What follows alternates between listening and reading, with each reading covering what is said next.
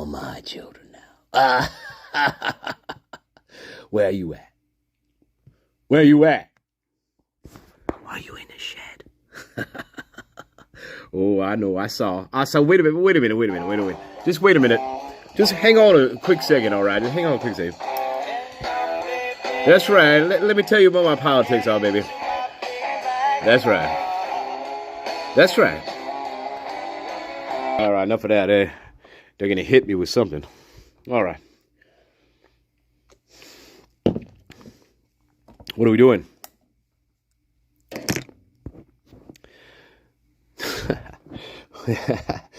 Oh, my God. Hey, wait a minute. Dylan Mort 2.0. Wait a minute. Just wait a minute, yo. Don't you cry now. Too late? Oh, yeah. I'll put you in the basement, Lorraine, and you'll like it. Amber eyes with golden wings. All right. Hey, I submitted a request, guys. Yeah. I wonder what that could be.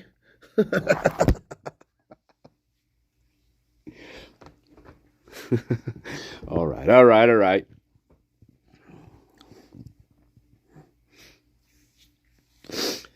wonder what that could be. Let's see what happens. Take a wild guess.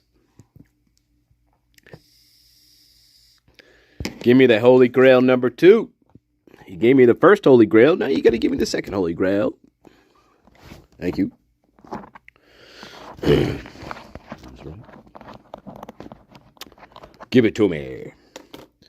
Shaka Zulu. Give it to me. Welcome to Tuesday. Hey, Dame Celestine. Hello, love. Queen of the stars, constellations.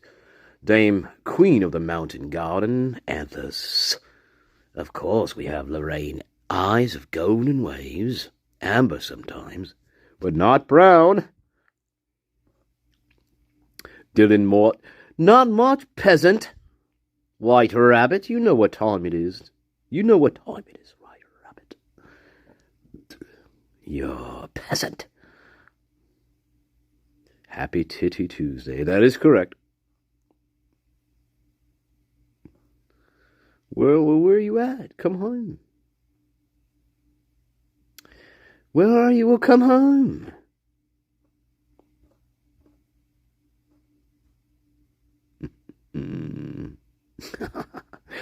Baby, come on home, DMC. That's right, baby. That's right. Oh, my God. Dylan Moore. I'll show you something, Dylan Moore 2.0. 2.0 replica. All right. Replicate. Lots of crying in this one. Why do they cry, Master Nature? Why do they always cry? Nancy, why do they cry, Anna? I don't fucking know. Just fucking find me. Stop crying, Savannah. Stop crying. Stop crying, Savannah. Would you arrest your daughter already? Your second daughter, Annie Frankenstein?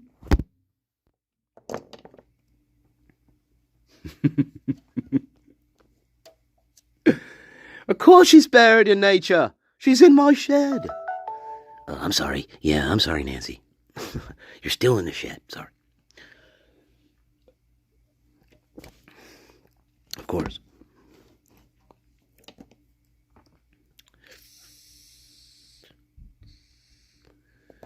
Well, that's part of nature, isn't it? All right. I guess you could say that. No. All right, guys. Quick break, and then we get down to crying. We get down to crying. I don't know. That's my daughter. You know who it is, Nancy Guthrie reporting live. I'm out of the shed for 5 minutes. Stanley let me out of the shed. Here we I are. don't have any comment on the story, and I'm not involved in our coverage. So why you didn't? I can't pretend I'm not here. That's my daughter. Since I am, I wanted to just take the opportunity to to ask people to beg people to come forward. We are in Mrs. agony. John, that's my daughter, Mrs. John. We cannot be at peace. Can you believe We that? need your help. We're begging for your help. I saw you Please do snuck the in. right thing for us, for our family, for our children. An emotional plea from Savannah Guthrie Tuesday as Oh, that the was Today Tuesday. team covers new Hey, that's revelations in me. the case of her missing You can dog, find a better Nancy, fucking photograph, reportedly Savannah. abducted for ransom Yeah, in look at this late prick February. with the manicured eyeballs. Familiar with the matter, the second of 2 notes sent to media outlets from an alleged kidnapper following the 84-year-old's disappearance indicated that Nancy had died. Now, we knew about those letters, but this is the first time we're learning what was said. Note number 2 coming just days after an initial demand for millions in Bitcoin. The alleged kidnapper claiming Nancy's death was accidental. I An remember Arizona that TV time. station reported Look at he my received a beautiful note saying house. Nancy is buried in I nature. wish I could go The back there. correspondence prompting Oh, there's my other response from fucking Savannah daughter. and her son That's on Annie. February And 2nd. that's her fucking husband, Massimo. Message, and we understand. I think that's her husband. I don't know who this is. Beg you now. That's Annie Frankenstein. Mother to us so that we can celebrate with her.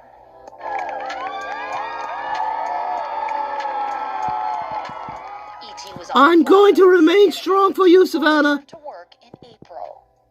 I love you guys, and I love this place, and this is unusual and unprecedented to say the least. Nice Massimo. Oh my god. Answers as authorities Yeah. search That's for my goddamn other daughter, There's a Frankenstein. story today that is on your radar, but this is the life that my sister lives, that I live, that my brother lives, that our extended family Oh, that's her live, brother. that our children live. I don't know who's every who day. anymore. And we are in agony. And so please, if Does she you're have a watching, brother? no Wait, matter did I how have a small, brother? the reward is Did there. I have a son? You can tell us. All right, Nancy, time to go back to the shed. What do you think? We'll never Yes, stop. I'm fucking tired. All right, there you go. Hope you like that. You are all my children now. You are all in nature with me. All right, all right. Oh, my God. Yeah. Gee, I don't know. Where else? Where else? Hanging out the Ritz. Hanging out at the Hilton in fucking Boise, Idaho, probably. No. Yes, indeed.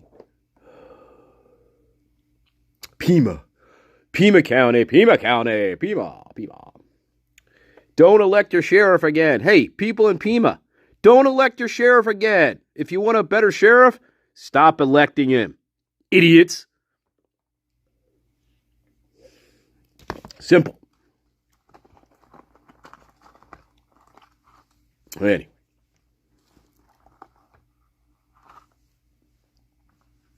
All right, quick break.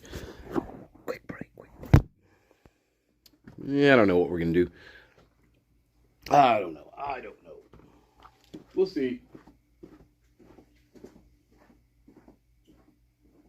We'll see.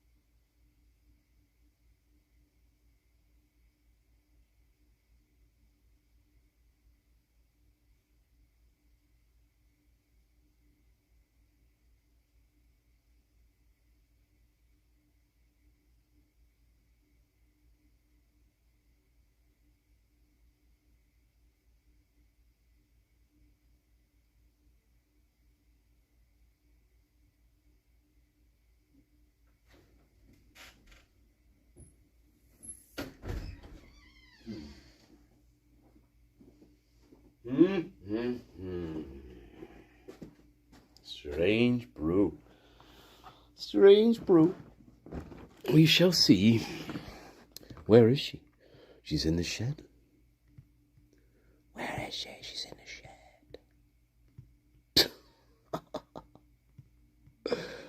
She didn't give me $1 million yet, Savannah. Hey, Savannah, where's my $1 million? You promised me $1 million. Now you went behind. You went against your word, Savannah. Remember that $1 million? Where is it?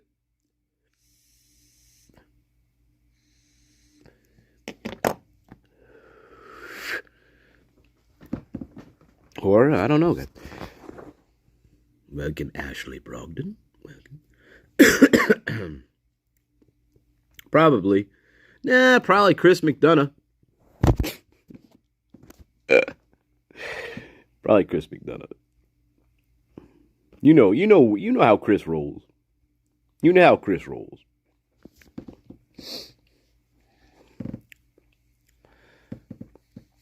It seems that way, Mrs. John.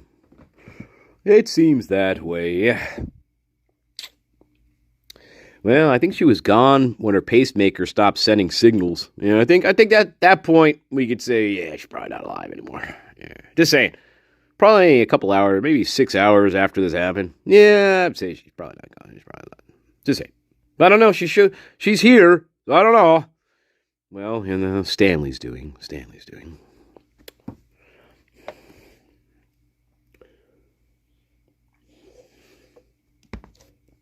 Hope.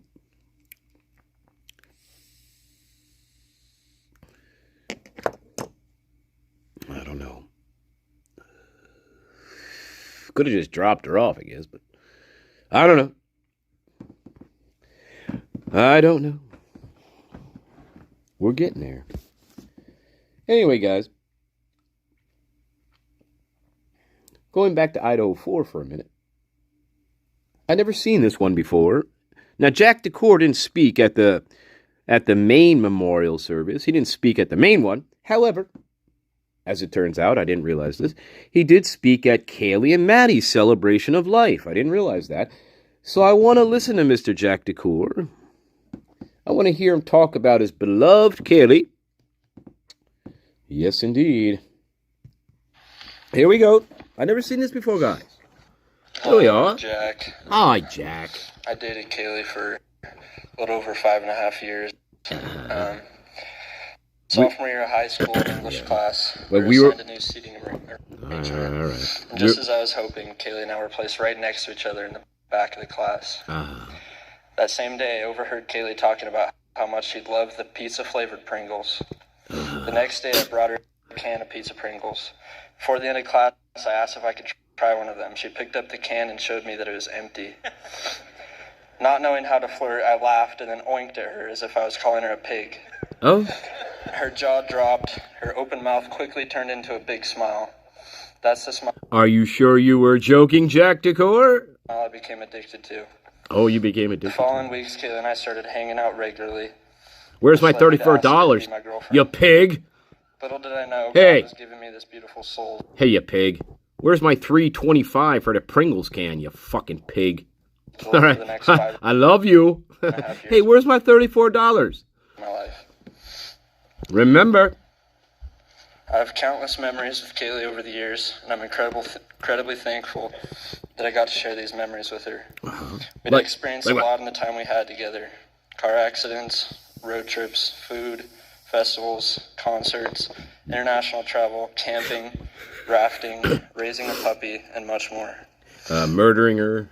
No, I'm sorry. Our memories together are the most valuable legacy I have left to hold on to. Kaylee and Maddie's friendship was strong and unlike any I've ever seen. Strong.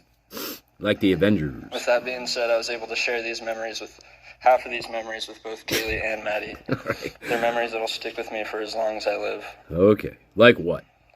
Kaylee had an unforgettable personality, I bet. which I was privileged enough to Like what? for over half a decade. Road She trips. showed me trust, loyalty, and integrity. She showed me a type of love I truly Welcome, believe Sir I'd Equinox. never found if I hadn't I met her. know. Mr. DeCour. I know. Kaylee understood the value Welcome. of life. She wanted to take advantage of life That every is day. Jake. That is She had a Maddie's huge desire to boyfriend. fill her days with fun. Her worst days were not always when something bad happened, but often Hello, when nothing Chrissy good X. Barris. happened. Remember this one? It always amazed me how Kaylee was so self-motivated and focused on her future, yet didn't lack an ounce of love for the people around her. Anyone who Kaylee loves understands that she loved hard, and she provided a special kind of love that's almost difficult to understand. Yeah, that is Kaylee, true. your absence has quickly become its own presence. It's a presence I never knew I'd have to experience, but it's a presence I'll never let go of. Prison is right. That's true. I'll forever miss your smile and your laugh. I'm so thankful I lived my entire adulthood by your side. It's going to be incredibly difficult for me and many others to start a new year without you, Maddie, Xana, and Ethan. I pray for the truth to come to light and for justice to be served. I pray for the truth to come to light and for justice to be served. Murphy is a happy pup and misses you lots. Okay, I'm not You'll sure. always That's live weird. on in our hearts and forever be a part of our lives. That's the real Murphy. Bye-bye. There you go. That's Jack. Okay, that's just Jack's little piece of it. 3 minutes. 3 minutes of Mr. Jack.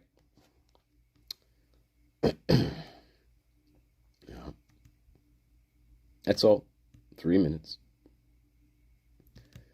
I don't know. I don't know, loves. I don't know, lovies. Well, good afternoon. Good afternoon, everybody. Thank you all for coming My here name is today. Pastor Hillbilly Jim Bob South. We're here today to celebrate the lives of two unfortunate victims in the Christchurch. That would be Maddie Mogeson, also known as Maddie May, and Kelly the Sluthole Gonzalez, who well, she should have never went on OnlyFans.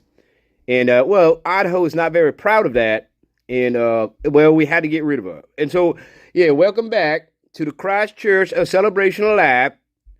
And then afterwards, we're gonna go hunting, and then we'll all end up down at the fucking well, at the axe throwing contest there. Oh, okay. All right, bye. Yeah, love it. Yeah. Welcome.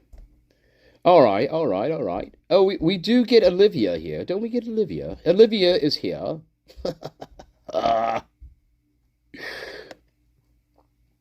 Hello, Olivia. Ozempic. Victim. Corpse Bride. Tim Burton. All right.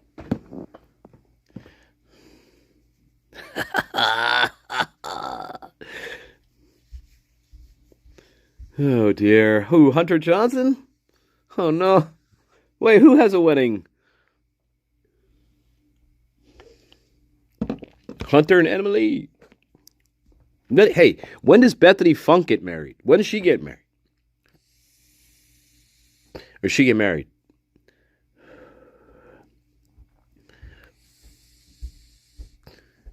Four lifers. Remember that? 4 lifers. Remember that? Shit. 4 lifers. That fucking t-shirt. 4 lifers they were wearing. Yeah. Anyway. Yeah. Obstruction of justice, Sir Equinox. To name one. Obstruction of justice. Withholding of evidence. Probably. Yeah. Maybe theft. Tampering with evidence, I would definitely suggest that one. Tampering with evidence. I think that would be a good one. Fuck yeah.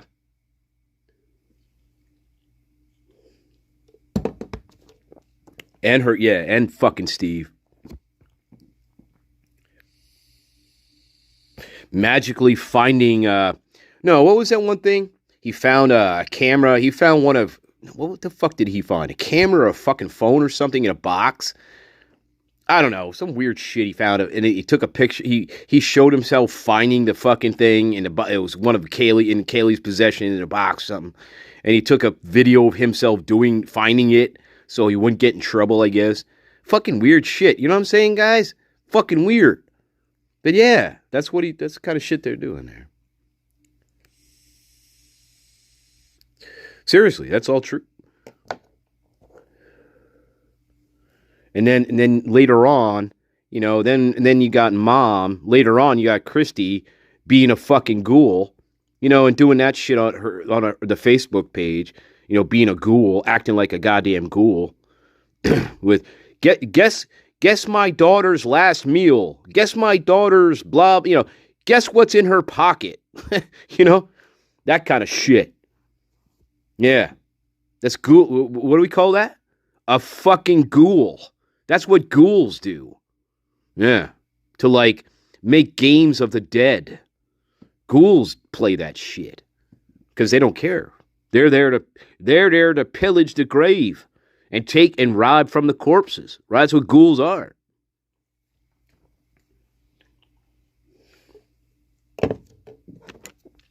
You can also call them grave robbers, but I like ghoul. I like the term ghoul best. They were known as ghouls at some point. Yeah. Maybe around Edgar Allan Poe era. I'm not sure. Maybe somewhere around there.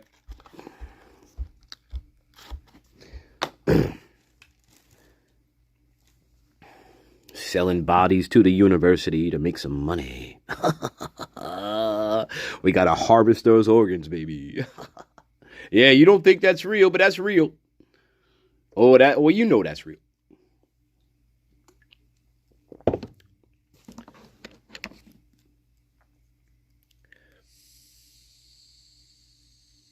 Anyway, getting off topic a little bit. Now we're into old Gothic graveyards somewhere in Scotland. I wanted to go to the Greyfriars Cemetery. Listen. I want to go to the Greyfriars Cemetery in Scotland. Yeah, Scotland. And in Edinburgh. Fuck you.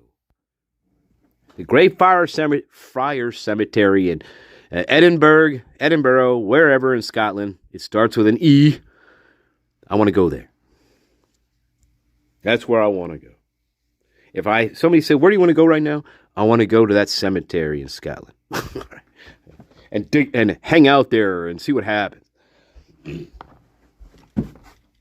Yeah, anyway. Real quick break. Heading out to Scotland. Bye-bye. Bye-bye. Bye-bye. I'll be right back.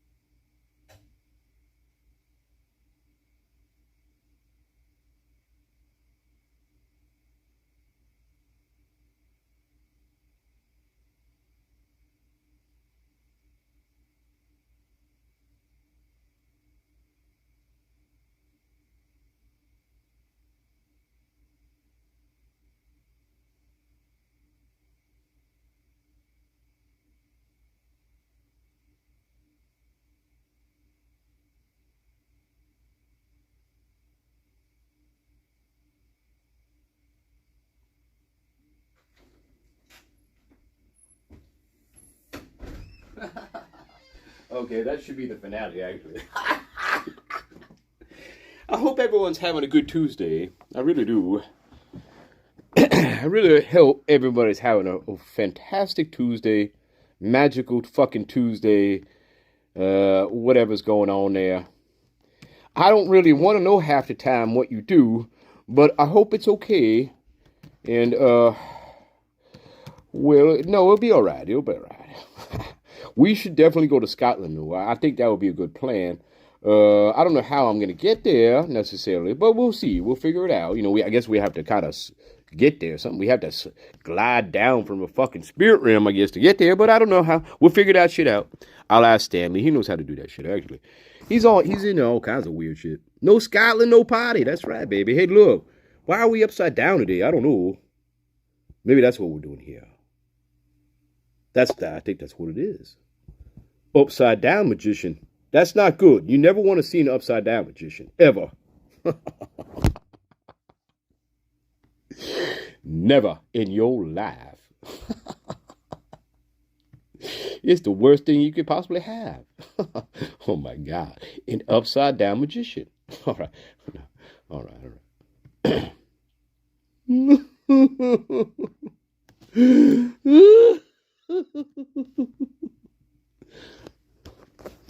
Get ready for the big show. Get ready. Take a few deep breaths. I got it. That's right, baby. You should talk now. Yeah, you talk. Oh, thank you, Your okay. Oh, this is my... Wait a minute. Is the camera rolling? Are we rolling, Jimmy? All right.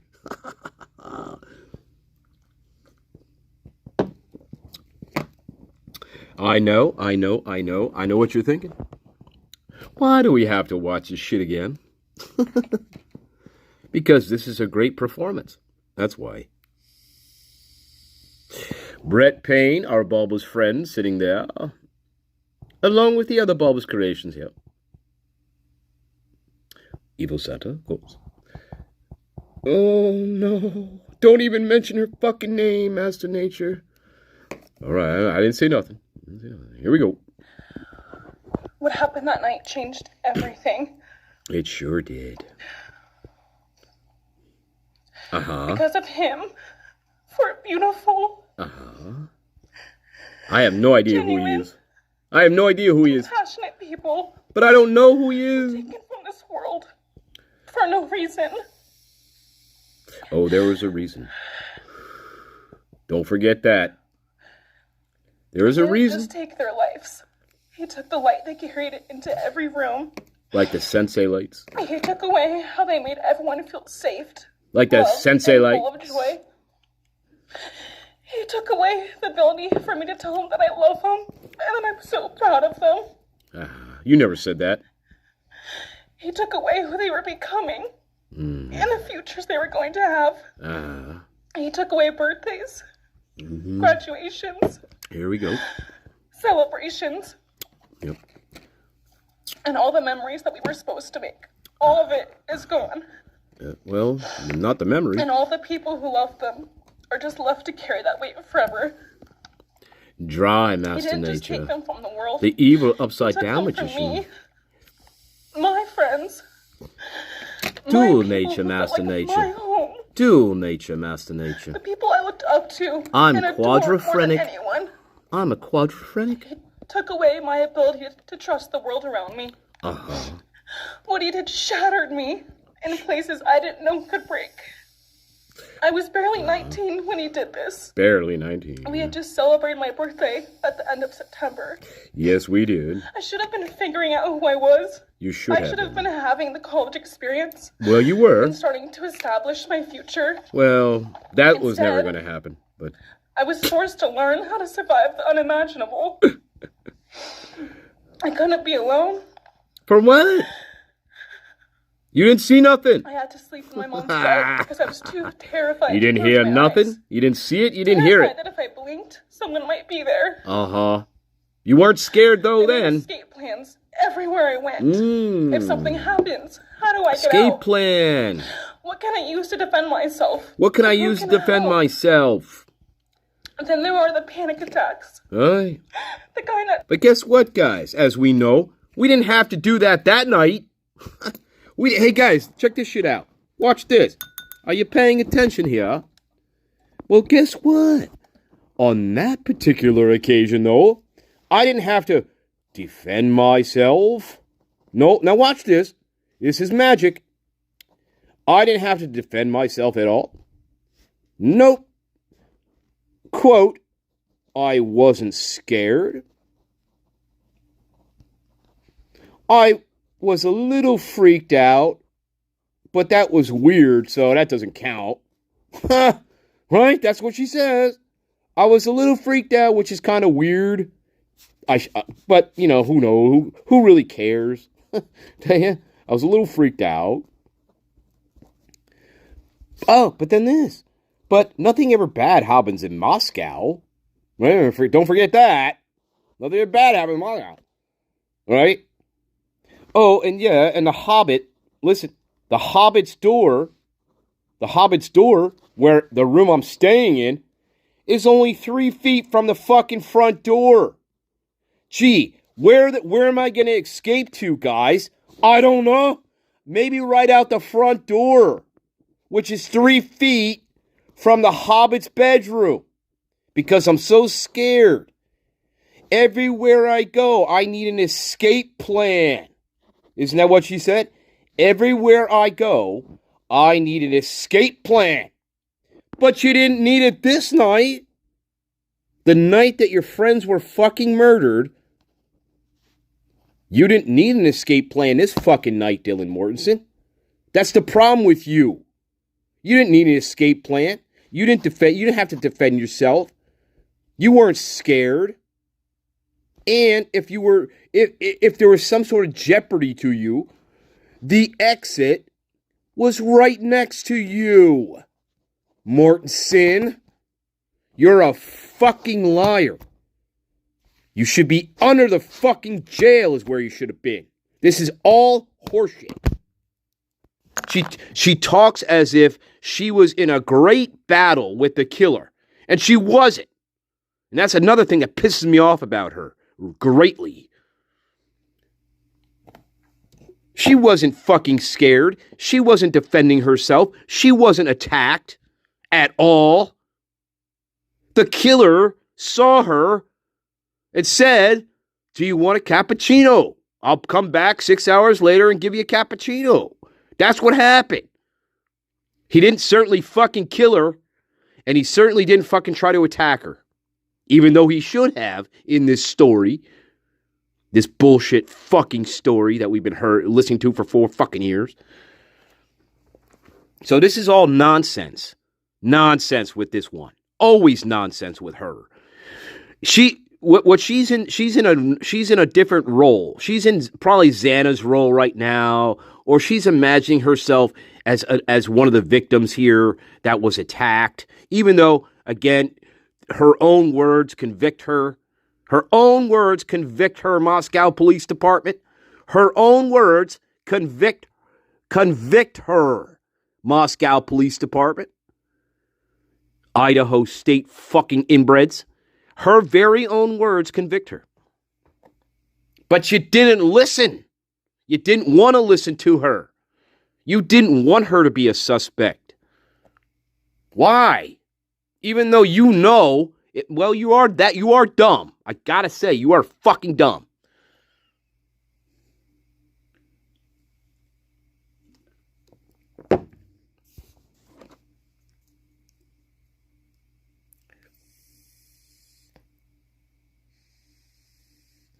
Yeah.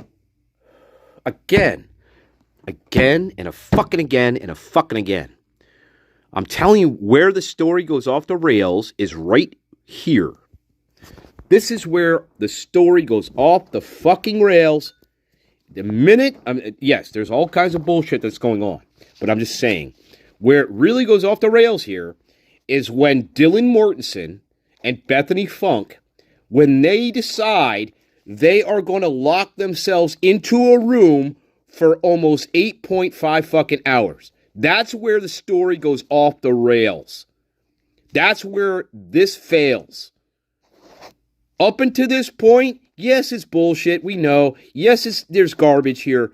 But the minute they lock themselves into this 8.5 hour in the Hobbit's room, the minute they decide on that, that's where the story falls apart. That's where it all crumbles. Bye-bye. Bye-bye. They should have been locked up. Right here. That's where it falls apart. They lock themselves into a room and they lock themselves into a story, a fucking excuse. They lock themselves into this narrative. There's no way of getting out of it now. That was their biggest mistake. Besides, knowing what was going on with their roommates and being murdered. Aside from that, yes, absolutely.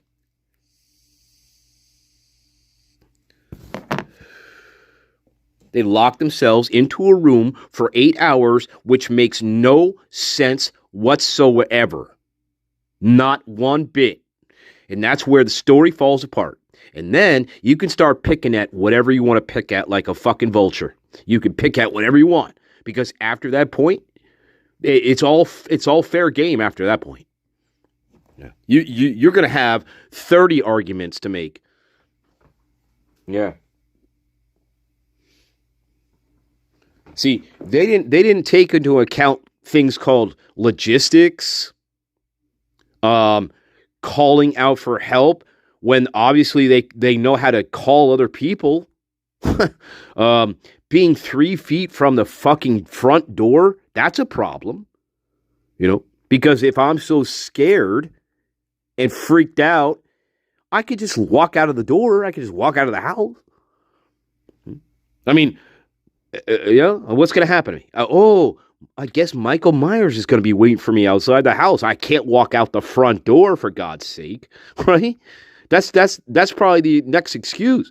Well, we couldn't walk out the front door that was 3 feet there because we thought Michael Myers was just hanging outside the front door. And that we couldn't leave, guys. We couldn't leave. Yeah, that would be the next bullshit excuse you'd hear.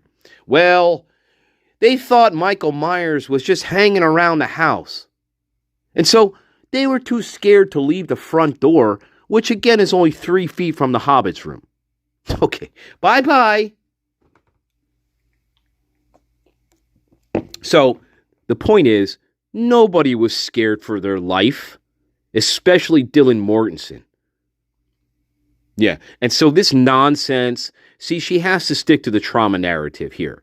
Remember, she's in trauma. That gets her out of everything, guys. She's in trauma. So she has to be in trauma here, too. You got to be in trauma here, especially because everybody's watching you now. Everybody. She knows everybody's watching. So she has to be in trauma, and she has to exaggerate her experiences. And she's very good at doing that to begin with. In fact, Mortensen is not only good at that, but like I've said before a million times, she's also good at borrowing other people's personalities and experiences, none of which happened to her. So this is a perfect moment for her to show us her acting ability. Now, she did it on scene with Mitch Nunes. She did, that was a decent acting job. But this is Shakespeare, baby. This is Shakespeare. Don't forget that. All the world's a stage, baby.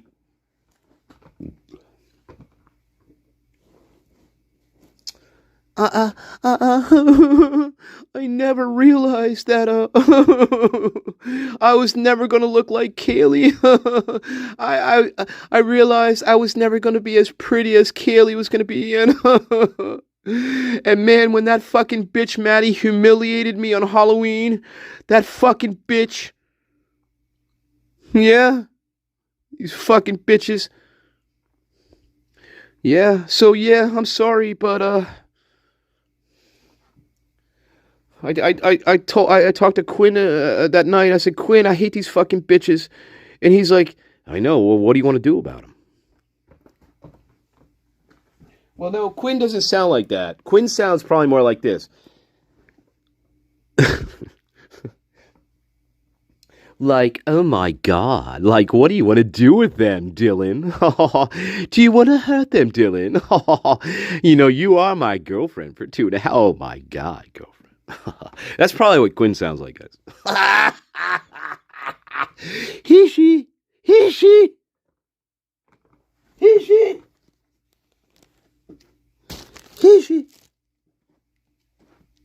Where's Paul Stanley? Come on, Paul. Here's he.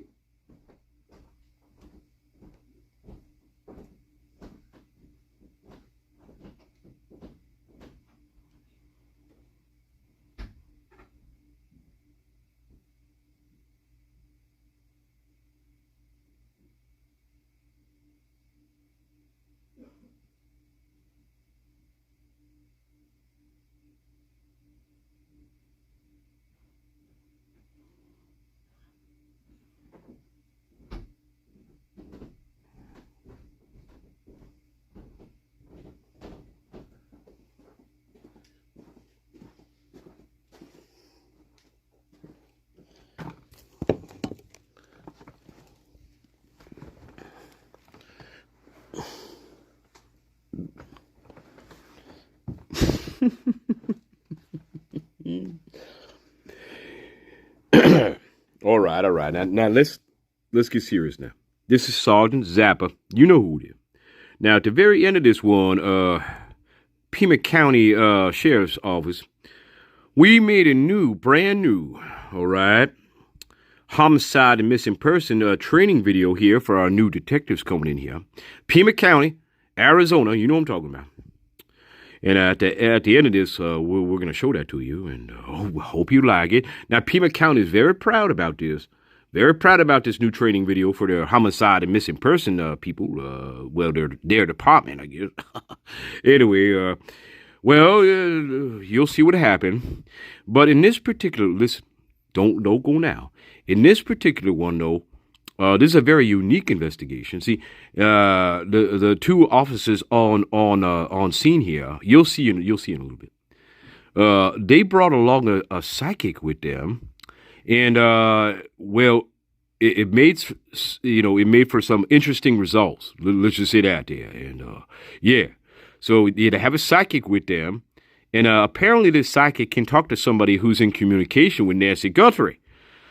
So I don't know, guys. It's very I know Pima is very proud about the video, and we're gonna check that out later. For real. All right. Anyway, Sergeant Zappa, I'll talk to you later. Bye. And no, I don't know. I know my name is not Frank Zappa. I don't know where you keep getting that shit from, but I don't know. I do like Frank Zappa, but no, I'm Sergeant Zappa. All right.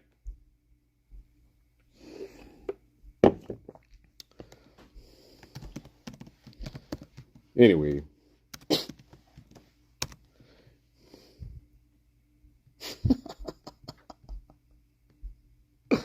Oh my God. Yeah, fuck. That's right, baby.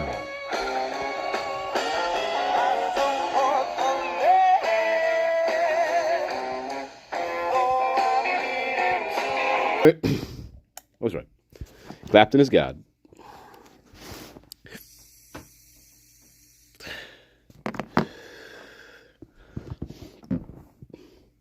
Clapton is God.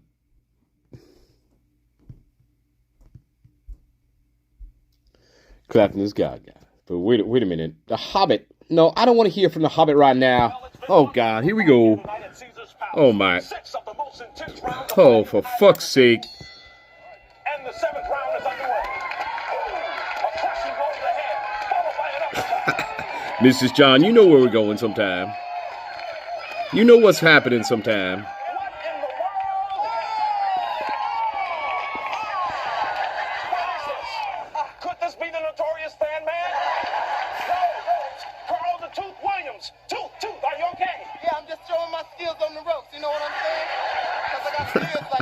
I love you, baby. Oh, see, the thing about it is I have studied all of Ali's moves, right? And he has what you call the rope-a-dope, right? Well, this is what I call dope on the rope.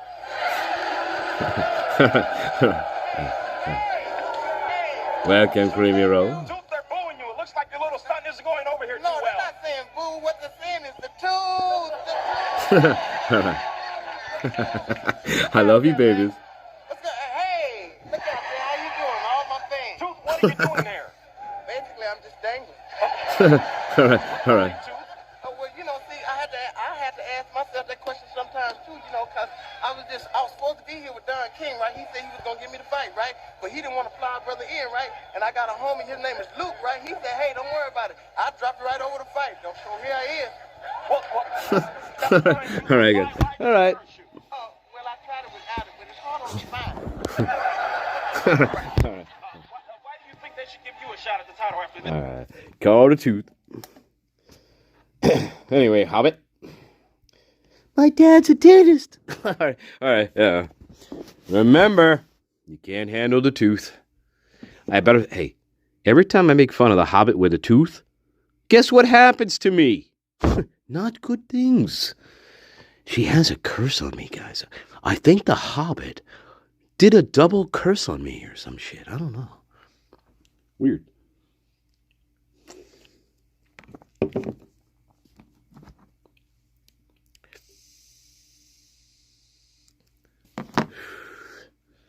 Must be some of that Reno, Nevada fucking black magic. I tell you. It's got to be that Reno, Nevada fucking black magic. Fucking hit. That shit, I don't know. You know she was into some desert fucking black magic. You know that. You know the Hobbit was into some desert fucking black magic. I'll tell you what. Desert black magic. That's right, baby. That's what she was into. I don't know. I'm just saying. I'm speculating on that. The Hobbit is a Mormon. She from Salt Lake City. No wonder she all fucked up. All right? Hey, the Hobbit is a Mormon. Oh, my God. You like, wait, why would she kill her friends? Well, do I need any other information? I mean, she's a Mormon. They're all nuts. No, I'm sorry, guys. That's not true. That's not true. You don't really need much more than that, though. I'm just kidding. Just kidding. I mean, you're already a cult. Yeah. You're already in the cult, so. Just go one step further. For Joseph Smith. Just one step.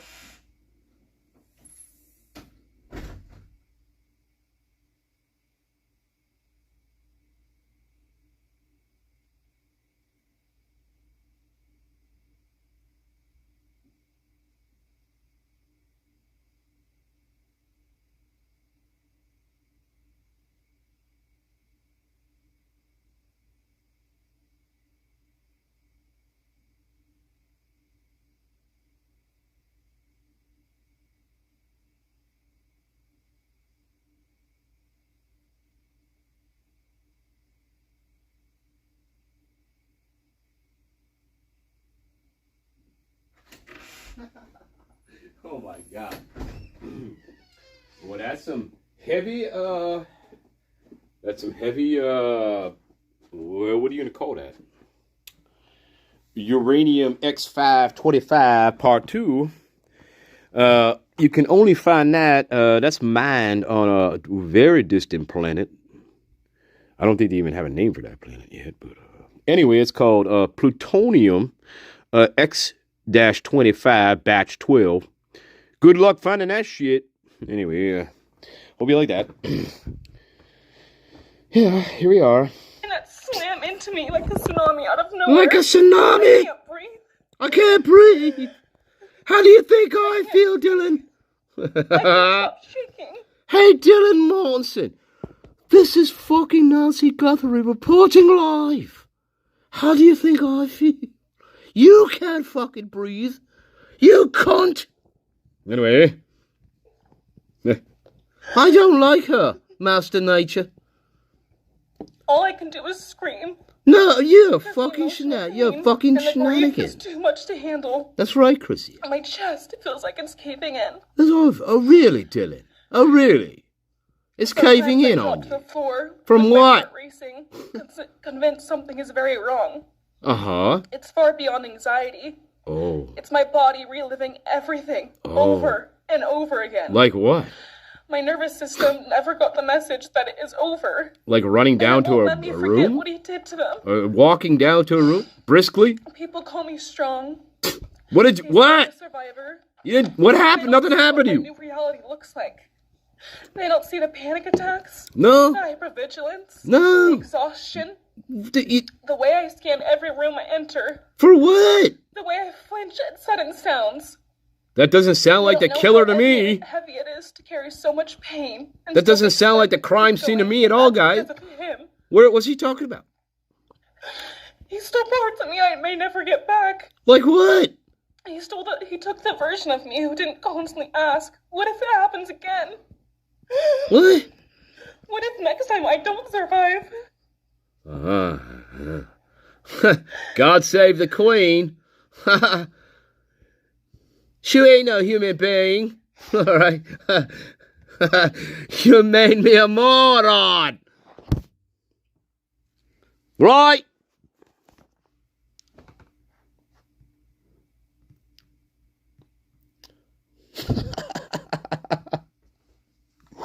Oh, God.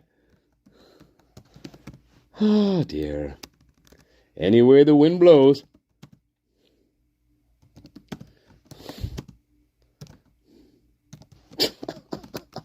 Oh, God. Oh, God. Oh, God. Oh, God.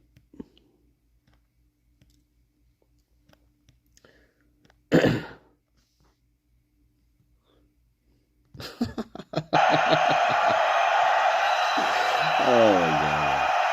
I'm so sorry.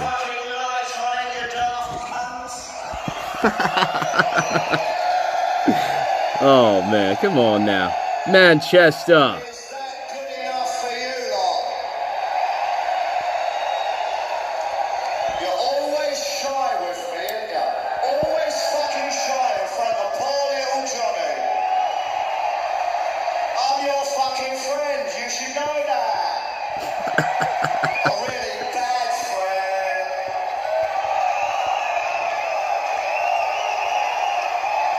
Really, Dylan? A very bad friend. We've spent £8 on our queen. That's more than most of you fuckers who wouldn't break a tenner for anyone.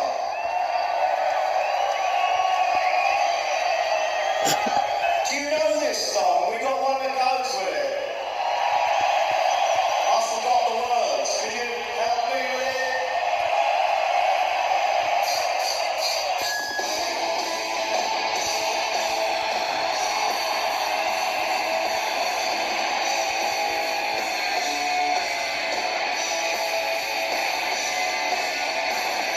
All right. Right?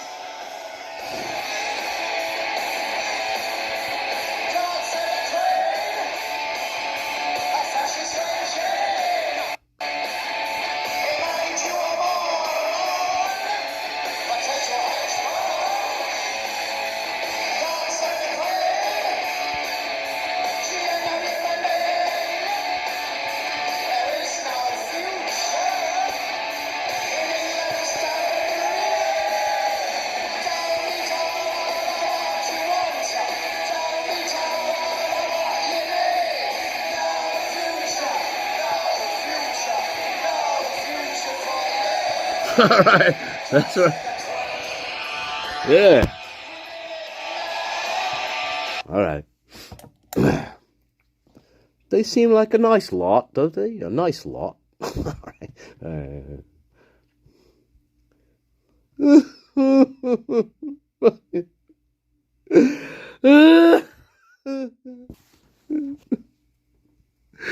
Oh my God.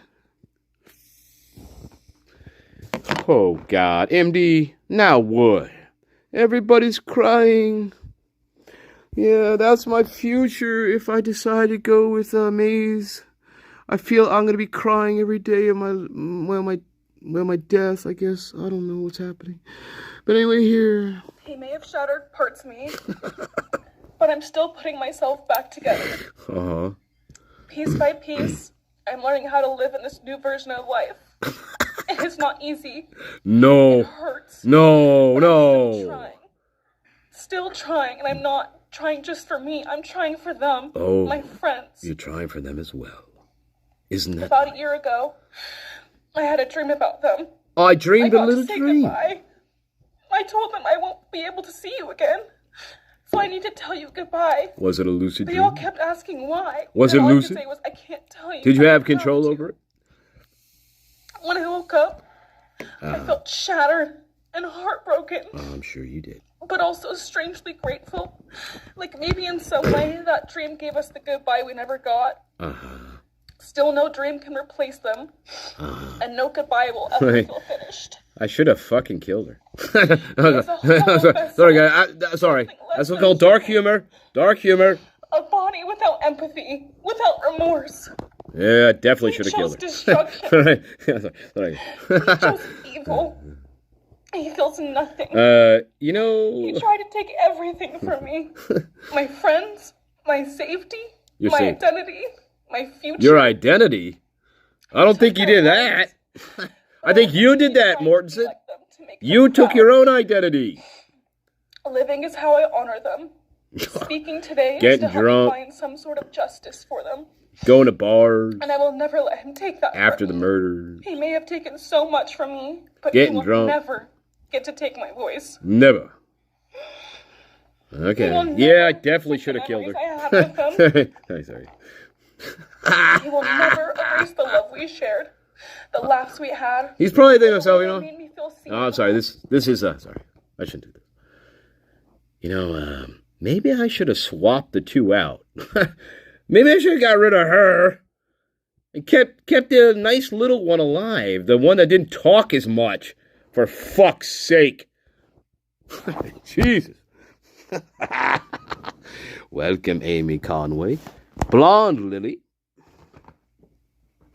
Creamy Rowe, Frankenhooker.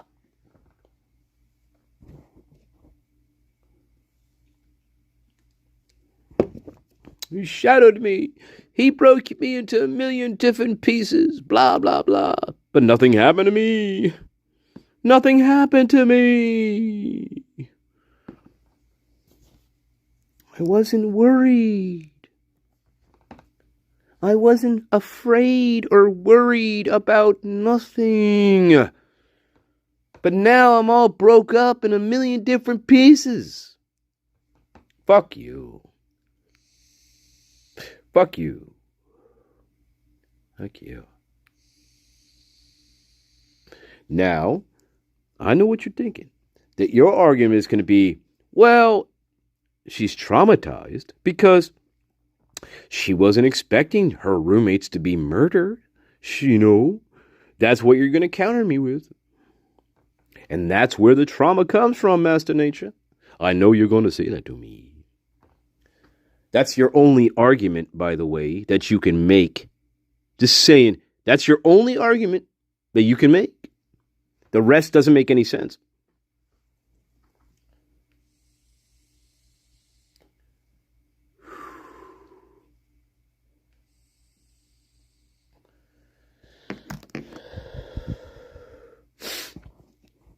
Yeah.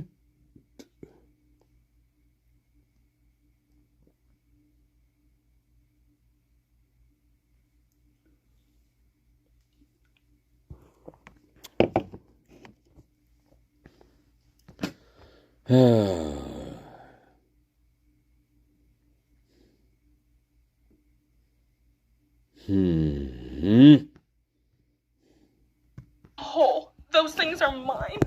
They are sacred, and he will never touch them. I get to feel sadness. I get to feel rage. Weird. I get to feel joy even when it's hard. I get to feel love even when it hurts. I get to live. And I will still live with this pain. At least I get to live my life. He will stay here, empty, forgotten, and powerless. All right. Jill, thank you so much for your courage. I appreciate it.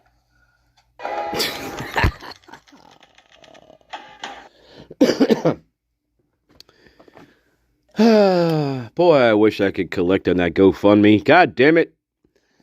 113,000 at this point. God, for some reason I can't collect on it. I don't know. It seems like my GoFundMe has been paused. I don't know. Can I still collect the money? I'm not sure. No. Well, I don't know. I mean, it doesn't say it's ended. It's not like, oh, we stopped it because we reached a magical number. No, this was paused on purpose. So I don't know what that's about.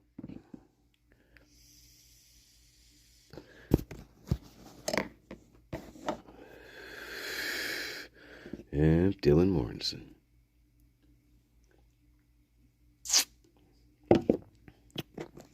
Miss Mortensen. I don't know. Well, yes.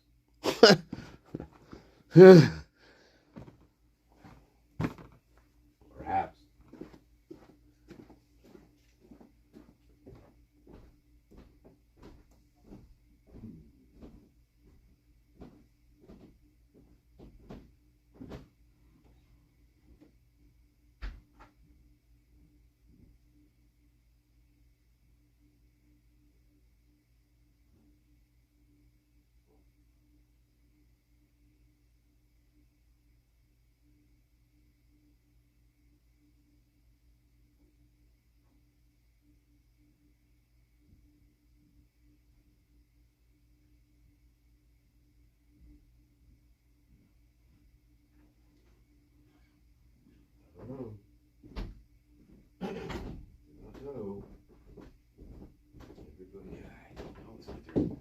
I don't know. It's like they don't know what they're looking at.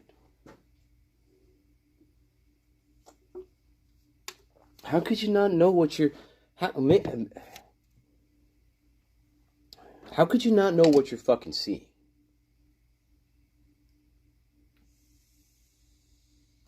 How comes, in this situation, in this case, right? How comes more than two people in this case, they don't know what they're looking at? I don't like that. You're looking at the same fucking thing, right? But how comes two separate people or more, they don't know what they're looking at? That's so fucking dumb. Two grown adults happen to not know what they don't know what they're looking at. Get the fuck out of here. Really. For real. Well, I don't know what I was looking at. Well, what do you think you're looking at? I mean, what does it look like to you? Yeah, you know what I'm saying? Well, I don't know what I was looking at. I thought everything was fine. Yeah, even when I'm up close and personal to people, everything, I don't know. They didn't, I don't know what I was looking at. Get out of here. Yeah. Gee. I don't know what I was looking at. It looked like a mutilated fucking body to me, but nah, I don't know what I was looking at, guys. I don't know. Yeah. Not one person, not two people, but multiple people. They don't know what they're looking at. That's a fucking joke.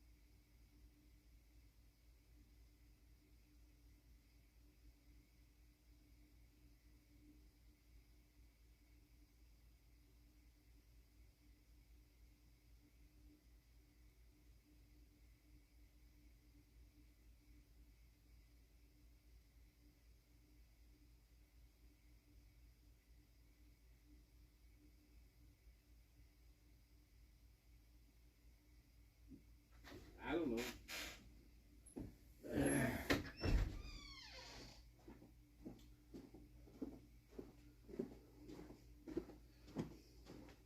Yeah. Well, I don't know. Seemed like whatever. Fuck you. Fuck them. Fuck them. Fuck them. Seriously. Well, it just looked like they were a mess. Okay, yeah. Okay. Stupid shit like that. That's what drives me crazy. Well, it looked like Xana was just a mess. Yeah, sure. Yeah, that's one way of putting it. Okay. Yeah, that's Hunter. Remember Hunter Johnson? I don't know. I thought Xana was looked just like they looked like a mess, or Xana looked like a mess. Yeah. Oh, okay. That's an interesting way of putting it, Hunter Johnson. Yeah. Oh, I don't know. Totally normal that I see Xana on three separate occasions face down in her underwear with blood all over the fucking room. Gee, that's totally normal on a Saturday night. Totally normal. Remember that? Yeah. That's what I'm saying. Nobody knows. Nobody can identify what they're looking at. Why is that?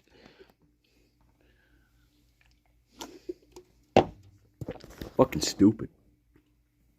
Anyway, whatever. The lucid prime. I dreamed a little dream of you and me. In one dream that I had of you and me, I was killing you. And then the other dream that I had of you and me, I was absolutely in love with you. See. Anyway, whatever. Fuck you. No, I don't know what I'm looking at. Yeah, I'm in trauma. Everybody's in trauma.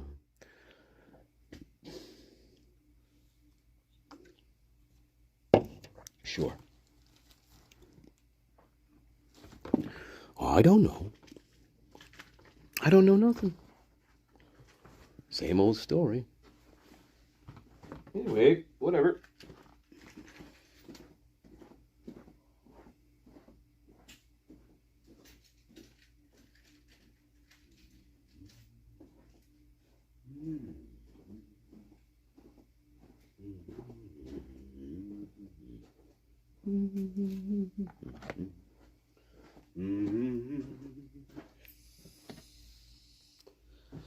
Yes. Yes, it's a good song. I agree. It's a good song. All right, here we are. Frickin' frack, I'm sorry. One thing that So really this is amazed Jake. me about Maddie was how she really prioritized everybody else before her. His speech is like, I don't Example know. of that is just Well, it's more than 3 minutes. when she gave gifts, like Jack. come Christmas time, she was so excited always. You know what's interesting about this? Jack's little speech ran for about 3 minutes and 20 seconds. And he was with Kaylee for like 5 years, right? Fucking Jake's fucking speech, it's over like 10 minutes. And he was only dating her for like a year and a half. Weird how that is, huh? Just saying. He talks a lot. Thing that really amazed me about Maddie was It sounds how like she they're, really you know, it talks as if they were together. That it was actually them two that were together, like for 5 years. Not the other way around. It's kind of strange, but anyway, whatever. everybody else Just before saying. her. Just pointing that out. An example of that is just when Jake. she gave gifts, like come Christmas time, she was so excited always. She was always looking for like fun gift ideas. I mean, it's much longer than all of Jack's. her friends, and she's like, I would always be a part of the process, and I never really thought. Seriously, he that talks I for, he would talks for a while. Be the best person to ask for most of the And- people that she was asking. Like and I- she was asking about Kaylee And I Karen, and I'm like, anyway, whatever. telling her like, you need to think about this one, like, but no, she put a lot of thought into others, and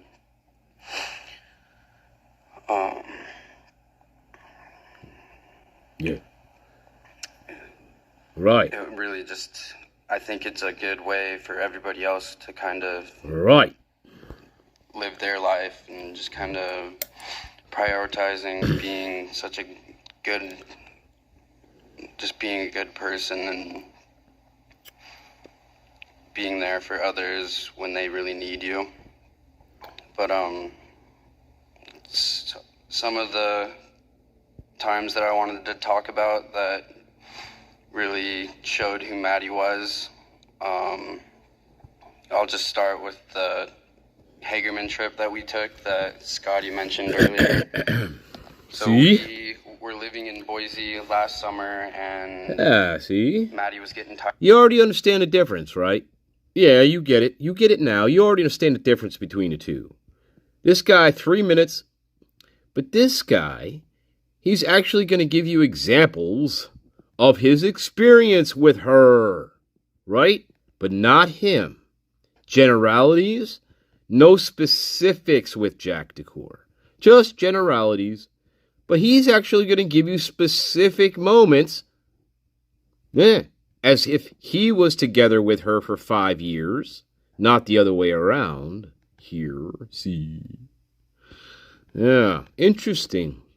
Let's listen. This is his first experience that he remembers. He's going to say. I'm tired of doing the same thing every weekend, and she wanted to set up a trip, and she saw this TikTok of this little bay, and the water is like super clear blue, and you just rent kayaks and you go and hang out there. Yeah. And so we did that, and we kayaked all the way across this river, and Right.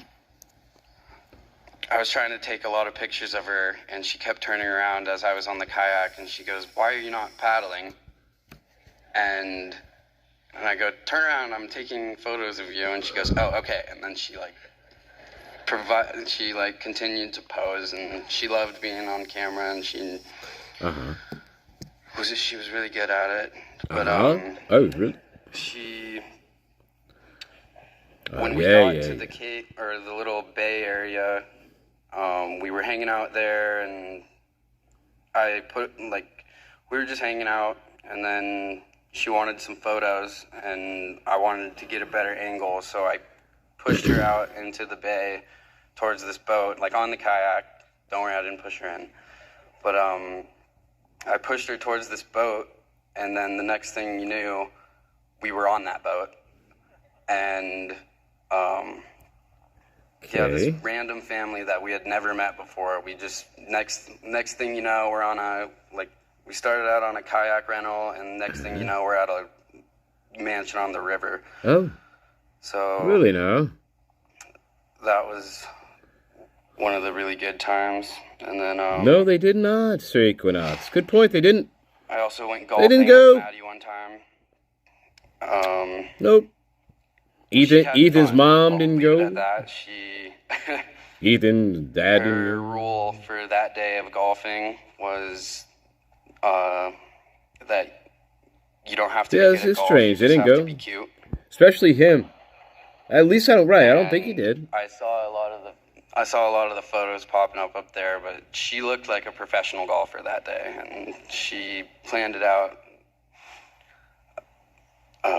She was just ready to go, and some of the videos I have of her swing, it's not the best swing, but if it was good enough for her, she'd turn around and smile and laugh, and she just really made the best of it, even though we didn't even get to, the conditions weren't good, so we didn't get a cart, so the girls had to walk, but we carried the bags for them, and we had a good time, and okay. Not a golf mode. Not a golf again. Yeah, one weekend when I was just hanging out in Boise, I got a knock on my door. And I was just sitting there, and I was like, who's here? And I went and answered the door, and it's just Maddie, and she has 2 suitcases and a big puffy coat on. And I just remember her smile that day, just from ear to ear. All right. And I miss it a lot, but I know that Maddie would want all of us to get through this process in the best possible way. One thing that Maddie... Yeah, I told you. Goes on and on. Which is good, I guess, but I don't know.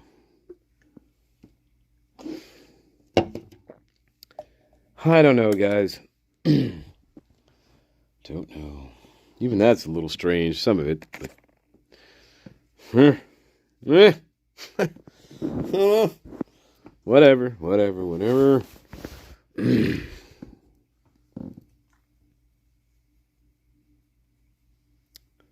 Yeah. It is. I do find. I don't think they did go to the sentencing. You're right, Sir Equinox. That is, and that is odd. I agree with that. Is odd. I would expect one of them to be there. One of the past boyfriends. I would expect that. Yeah, absolutely. Especially Jake. I would expect him to maybe go because he was currently with Maddie at the time. So anyway. I don't know. Of course, 4chan thinks that he had knowledge, so I don't know. If you believe 4chan.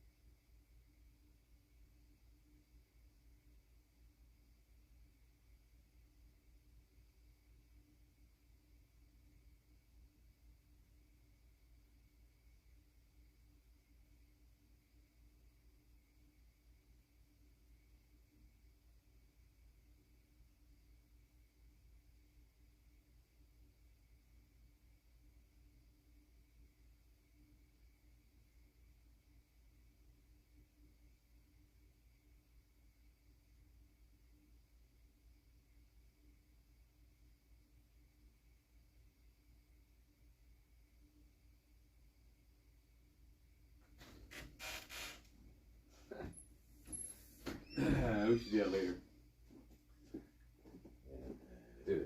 Do that soon. Do that very soon. All right. All right. What are we doing? You want to hear more, Jake? I don't know. Really believed in was manifestation. Oh, interesting. Well, okay. So there's this one time when I was in Moscow, and this is before I had access to a car. The belief in manifestation? I was trying to convince her to come down and visit. I think it was during COVID, and she was telling me that she was not a good driver and that she didn't want to come. So I told her, well, if you tell yourself that you're not a good driver, then you're not going to be a good driver. And I think that kind of bit me in the butt because she used that on me for just about any time I was getting down in the dumps. She goes, just reminding me, she brought it up every time too. And she just mentioned that, I need to, speak things into existence and just be strong through everything. So I know that they're all up there watching over us, and I just can't wait to see them again. And I hope that they're loving heaven, and just can't wait to give them a big hug again. Okay. Thank you. They. I don't like that ending. Just saying. They. I want to see them again. I want to give them a big hug again.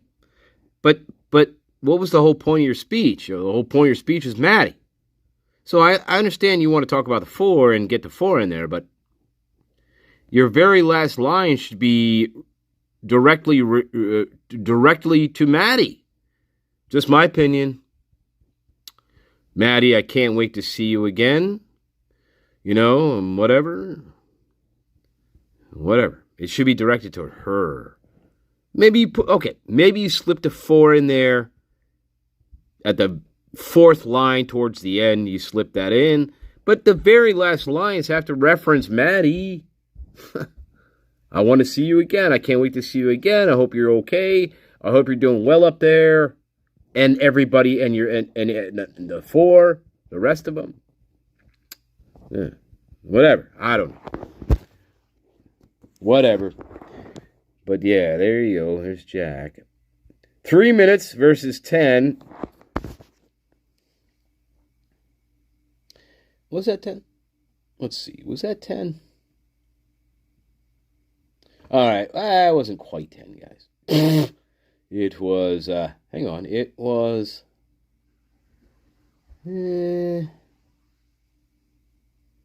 let's say 13:30 to 22:06. I was close. About 9 minutes. Yes, indeed. All right. Well, if 6 turned out to be 9, well, I don't mind.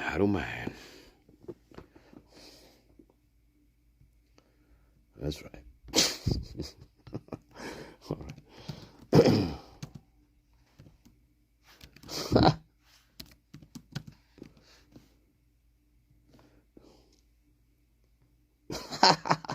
You know what I'm talking about.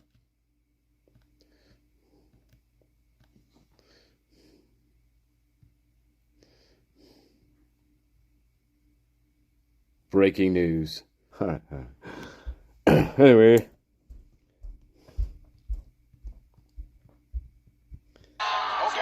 Bachelorette parties in Hoboken. All right, so any ladies out there who are interested in Coach Paulie Sarah's services.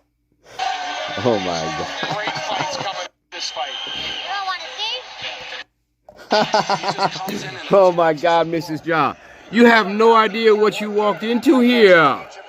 It's a landmine. Oh my God. Here we go. We got dwarf fighting going on here. Dwarf. Oh my. What the fuck? Mrs. John, what is that? You've been a police officer in Moscow, Idaho? I think she was in Moscow, Idaho, please. That's Autumn. Right. Hey, CB, that's Autumn.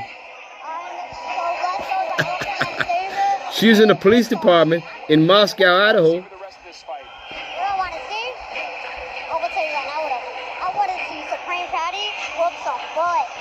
Oh, all right. She's like, what the fuck? This can't be real. Oh my God, CB. This is the kind of shit we see all.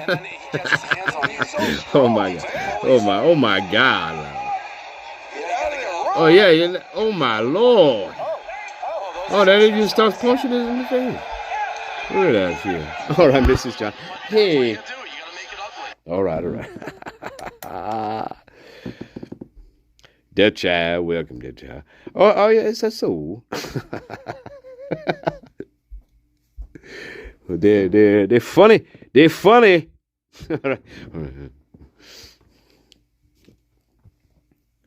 They're like exotic animals, perhaps, that we should put in a zoo in a goddamn Tower of fucking London. But nobody listens to Tyrone. Nobody. Except, well, Mrs. John listens. And so, well, some of you out there listen, but not enough. Not enough.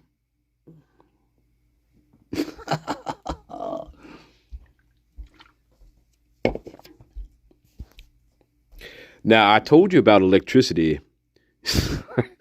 In 1908 in London. Things were shaky. Okay. All right. We're not doing that. Master Nature, you have to let me do it, and Mrs. John can back me up on it. Now listen, in 1909 in London, England, The electricity, well, it was spotty. It was spotty, and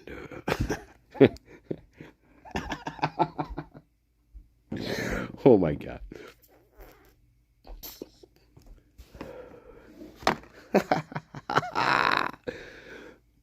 Anyway, sorry. Maybe that was. I'm sorry. Maybe I meant 1940. 1940. Electricity was scarce.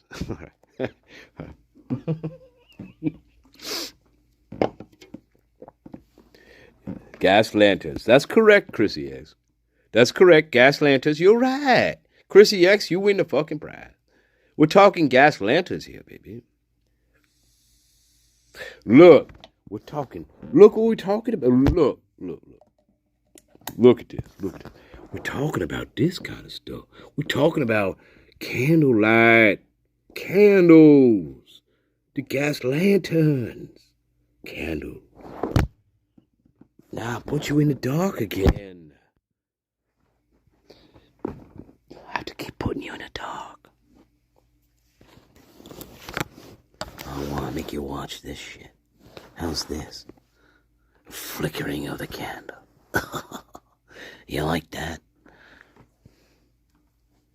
Talk to grandmother. Grandmother is coming through. Oh my God, it's grandmother.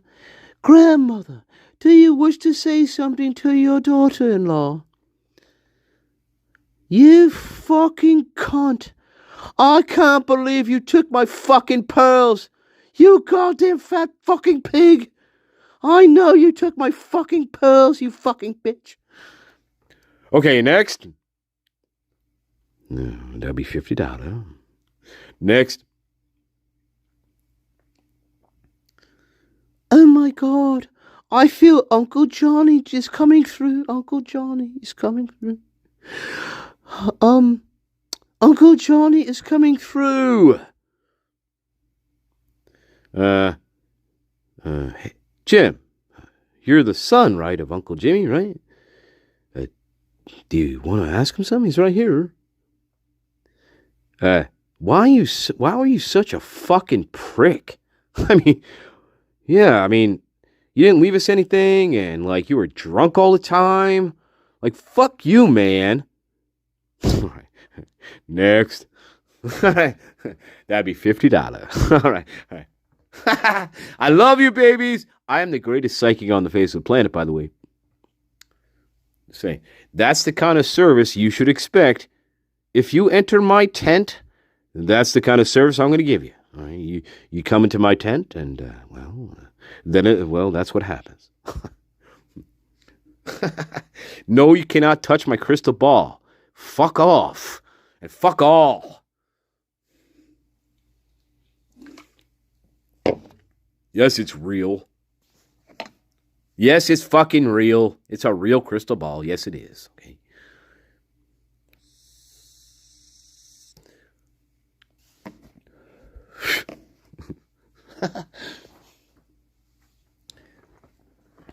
Oh, Master Nature, can I talk to you about my daughters again?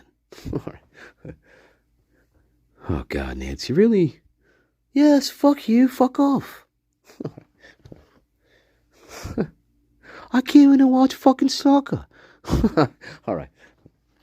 My fucking goddamn daughters deprived me of the fucking soccer. All right.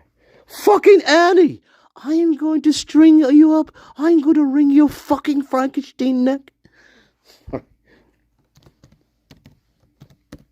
I live in Arizona, for fuck's sake. What else do I have to do? I watch soccer, for fuck's sake. And all these fucking Mexicans run around me.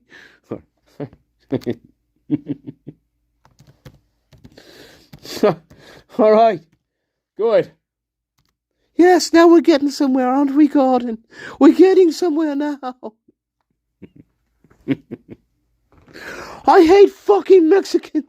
All right, Nancy. We'll talk later. All right. We'll talk later. All right. Yeah. All right. Go ahead. Yes, this is Nancy Guthrie reporting live from the fucking flower pots in the goddamn Arizona desert. I fucking hate Mexicans. All right. Thank you, Nancy. Any fucking time I'll be back. Oh, my God. Master Danger, I'll tell you what. Savannah, if you're fucking listening out there, paid $1 million. I don't want her any more than you do. All right? Just pay the $1 million fucking dollars, all right? Savannah, just pay the money. All right. Just pay the money, Savannah. Just pay it. Pay it. Do the world a favor.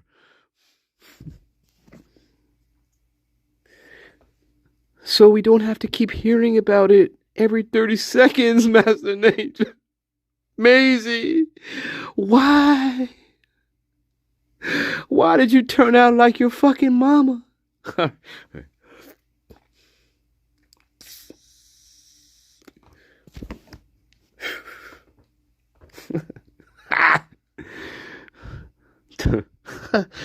That's right. That's right. Don't push me, Mrs. John. All right.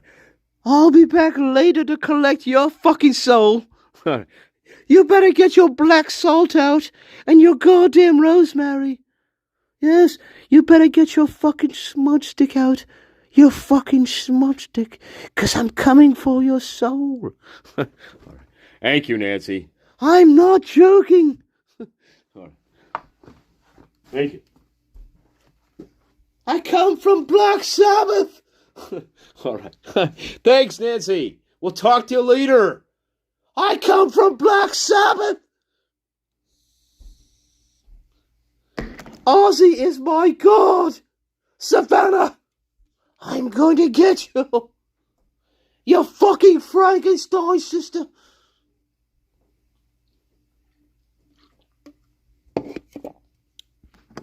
Oh, shit. All right, Nancy. Well, we didn't know that, but thank you. All right. I love you, babies.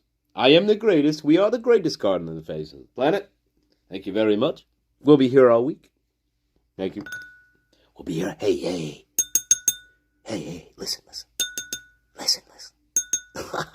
I'll be here all week. Listen. All right. You can't get rid of me. Well, you just have to blow out the candle. Something like that.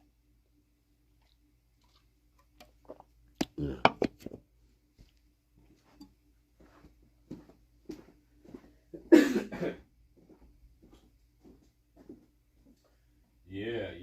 Dig it, baby. Dig it, baby. Dig it, baby.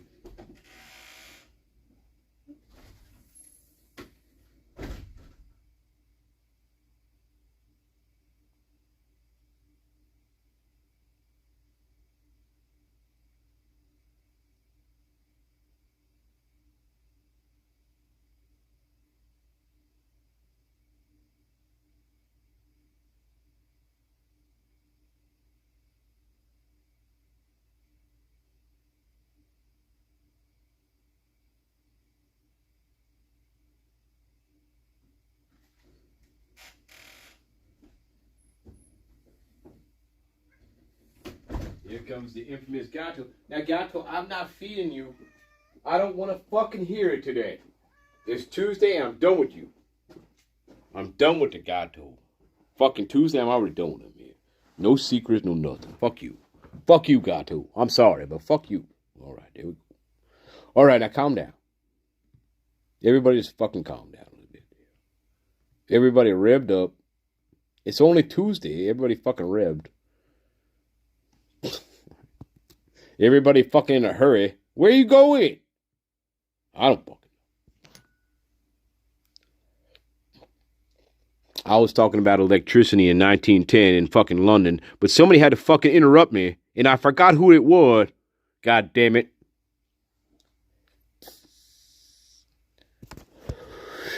Fuck you. Excuse me. Where we at? We should finish this up. Nancy Guthrie. I've been dead for so long. I was put in a mine shaft. I was buried under the sand. I was thrown 2 miles from my house, and that's where I lay. 2 miles from my house. Not too far, not too near. That's where I am. Can you get me? I died within a few hours of me being taken. I died. And guess what? It wasn't very far from where I lived. So yeah, I'm in nature. Sure, of course. But it's not as far as you think. It's much closer. Now, if the 6 turned out to be 9, well, guess what? I don't mind. I really don't mind. I really don't. You believe it or you don't. That's right. You in the lecture church. I told you you're at the University of Master Nature. That's where you are. Every time you come in here, you in a classroom, my love. Classroom. You don't even know it, though. Yes, you do. You're the greatest God in the world. Of course you know it. That's right. We aim to please. Isn't that right, Gato? We aim to please. Right, P.T. Barnum. That's correct. Now get up there. Or I won't give you a fucking cracker. Now get up there. All right, Pavlov, get up there.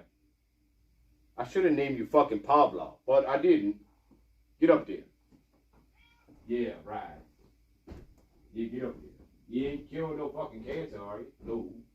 You should be, but you're not. Get up there.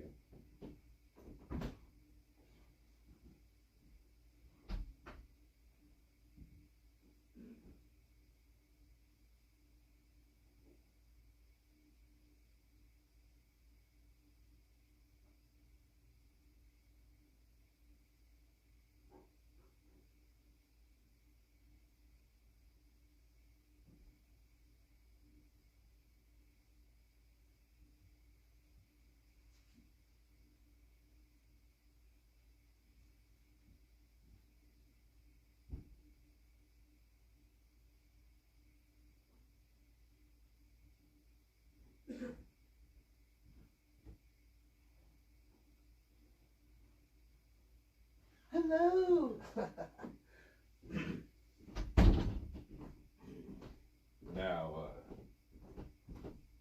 Now if the mountains, now listen, now if the mountains, if they fell into the sea, well, guess what? Let it be, baby. Let it be. Let it be. Let it be. Let it be.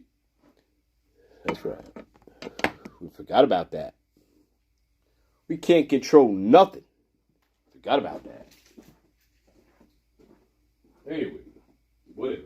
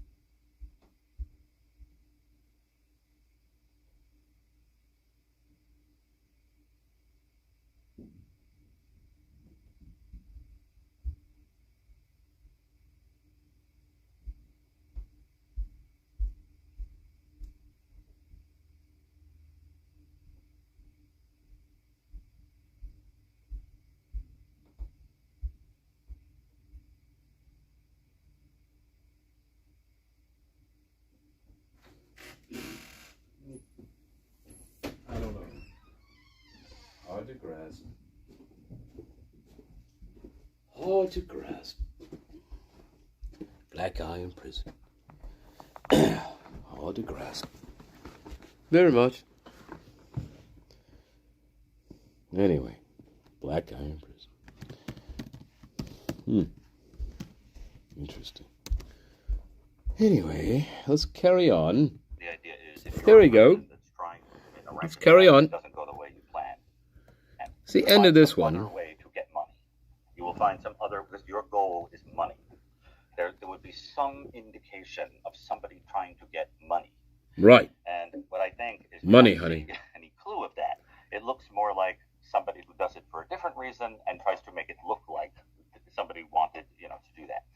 And the other Right. thing is, I think it has to do with the difference in psychologies. Okay. I think that the person that we see on the camera. Look at my manicured eyeballs. My manicured eyes. It's almost like My eyebrows what to expect are from manicured. but nothing went the way that I planned. And Yes, they are. seem emotionally involved. The person that is on the camera acts like Does appear to be male from the body. At first I thought it was a female. But no, I don't think so. Hey, that's a male. I just don't see any indications that there is a personal. But the manicured eyebrows. Personal in this for this person. And so what my sense is a less intelligent person who I do not think that individual could have schemed himself out of a paper bag. No less gotten away with this long and so forth. You have somebody else that gave information to this person and said, here's how the vehicle should go, here's where the cameras are, here's where the, whatever, that's what I picture. And so this far less intelligent goon and this more intelligent person with inside information. Laughter's good. Laughter is the best medicine, my love. Best medicine. It really is. Imagine a situation in which you didn't have a person operating a vehicle and helping to remove a person. But there are things about this story that are very strange. For example, something that's been bothering me a while about this is like what? What's been bothering you? What's been bothering you? Supposedly the ring camera was operating up until it was destroyed by the ring guy, right? So then, do we see the car returning Nancy home to the garage pass in front of the house on the ring camera at the time that she supposedly returned home? Do we see the vehicle pass in front and go to the garage? That's interesting. Because, you see, it supposedly was running. And so, this has bothered me a lot because, again, I have proposed the possibility that she was never even brought back there, that she never even got back there, that something happened to her somewhere else. And there's a staging of that home to make it look like, which would explain what somebody did in there for 41 minutes. And why the guy at the front door doesn't look nervous. Because the deed is already done. How would you explain the blood on the front porch? Very easy to stage blood. Very easy. I'm aware of many. Very easy. You just have to get the blood from her in a different way. But it's very easy to stage blood. And, with a syringe or some other thing to sort of drop it there. Now, I'm not suggesting that happened. Let me be clear. I'm not saying that happened. Don't get me wrong. My name is Nosferatu. I am the greatest. You vampire. Bram Stoker, baby. It's Bram fucking Stoker. Bram Stoker. Mary Shelley. It's Mary Shelley. All right, Mary Shelley. To round this off, is there anything else you think the public should be paying closer attention to as this case develops? Well, I think the family. One of the things that's been very complicated for me. The family. Is that the narrative of who Nancy is as a human being and the people around. That's me. Even little side characters. You cock. Is very unclear. There's been a kind of black box. You're the black box. You fucking cook. I think that's where you understand the psychology of why somebody would wish to harm someone, other than the simple, that it's about money. All right, Nancy, thank you. And simple example, it's known that Nancy used to sit out, on the porch or whatever and write in a journal. I'd sure love to see the journal. I'd love to know what her thoughts were in the time up until something happened to her. So I think for me, that it's all about trying to figure out the fuller picture of the victimology. Why this woman? Because she makes a very poor kidnapping choice for money. Ricardo, you've been absolutely amazing. Thanks so much for joining me today. You're welcome. All right, there you go. Gotta get shit fast. If you want to drop this, start eating more of these. Yeah, interesting. She never made it home. Gee, well, if she never made it home, well then, of course, then who are we talking about then? Well, we're talking about, Annie and the husband. But he didn't say that. But that's who we're talking about. If she never made it home, well, they were the last people to see her and supposedly drive her home. So yeah, he's implicating them. But he doesn't say it though. He doesn't implicate them by name. He doesn't say that. He stops himself because they could sue him. So yeah, I mean, he's smart enough to know, well, I can't name these people or they're going to sue my ass. Right. Good. And they probably would. I would think. I don't know. Probably. Why take that chance? I don't. Whatever. I mean, you could say, it's all my opinion. Sure. And it is, but you can't name them, though. That's the problem. You can't name them and say, well, it's my belief that Nancy never made it home that night, and the last two people that had contact with her were Annie and her husband. Now, and so, hey, draw your own conclusion. Okay, I don't know, you can't say that.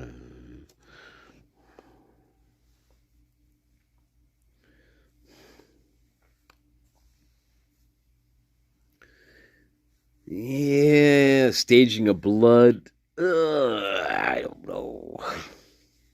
You have to believe that.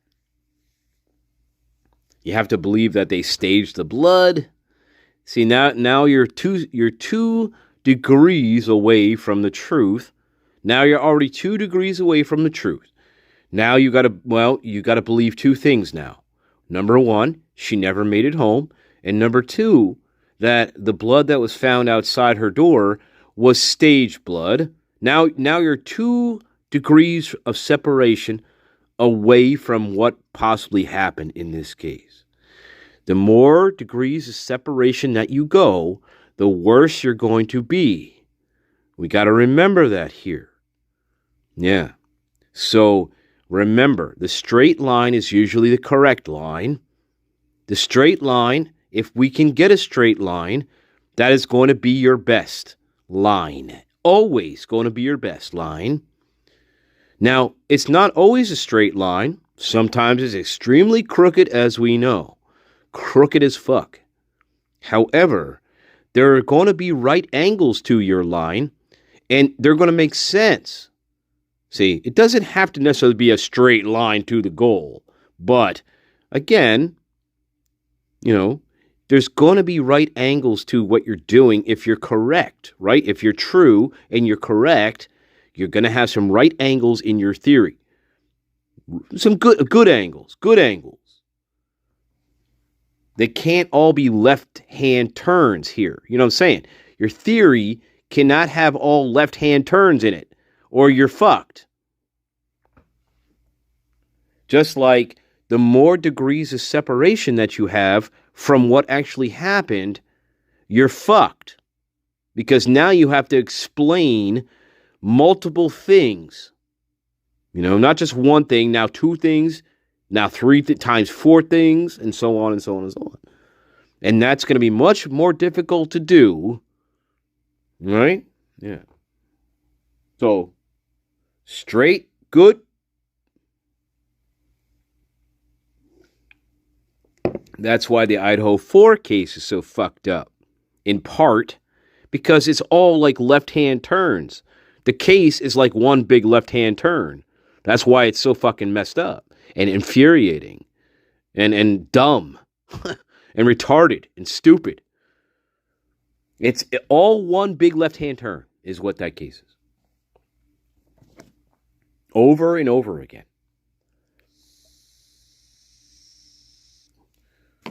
Well, yeah, Brian Kohlberger did it. Fine. Kohlberger did it. Fine. Well, at least give me a glimpse of how and why and what and where and when. At least give me a taste of that so I can believe what you're telling me. But you can't give me a taste of any of these things. I don't crave much, but you don't even give me a taste of these things for me to say, you know what? You're 100% correct. He is absolutely the guy. There is nobody else nobody else involved in this case at all. But you don't give me a taste. What do you want me to think? That you're lying to me? Maybe. Because you're not giving me anything here. You're not. You're not giving me a connection between Mr. Kohlberger and the victims, nor the survivors. You don't give me a connection between any of these people. That's number one. That's a problem. I'd like a connection between these people. But there is none. So now, because you have no connection that you can give me between Mr. Kohlberger and the victims/survivors, here's what you've done. You turn this story into fucking Halloween and Michael Myers and Jason Voorhees and fucking Friday the 13th because you didn't do that one simple fact of thing, which was make a connection between Mr. Kohlberger and any of these people. And since you cannot do that, and you have not done that, now I'm watching a fucking horror movie like Jason Voorhees and Friday the 13th, and now I'm watching a horror movie. And the main villain is a zombie fucking killer, right? Who's shot multiple times, falls over the ledge of the house, walks away, gets to the hospital to finish his job, right? That's the shit I'm watching here. Hey, I like it. Hey, don't get me wrong. I love all this shit. I'm just saying. But that's what Moscow turned this into. The minute I could not make a connection between Kohlberger and any of these people, I turned this into a goddamn Friday the 13th movie. That's what I did. That's what they did.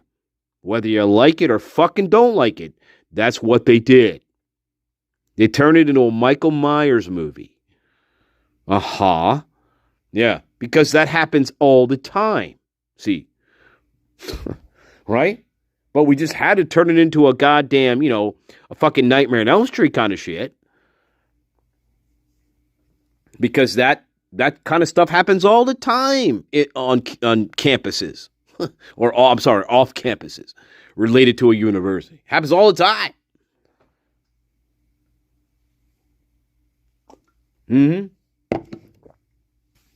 Sure. So that's the first premise you're going to have to buy. The sleepaway camp murders, right? Sleepaway camp fucking murders, right? The babysitter murders. You're going to have to believe the first premise there. Sleepaway camp. You remember sleepaway camp, don't you? Who doesn't remember sleepaway camp? Fuck off. Fuck all and fuck off. How about Terror Train? How about Terror Train or Prom Night? Prom Night. What about that? Prom Night. Then you had what was that one? That one was really fucking freaky. The Funhouse. Remember the fucking Funhouse movie? That scared the shit out of me when I was a kid. Remember the Funhouse? Made like 1980, like fucking one or some shit. That movie scared the shit out of me when I was a kid. The Funhouse. Oh my god, that terrified me for some reason. Now, granted, I'm probably like 5 years old, 6 years old perhaps, but for some reason that movie scared me when I was a little kid. Remember the Funhouse? Remember that movie?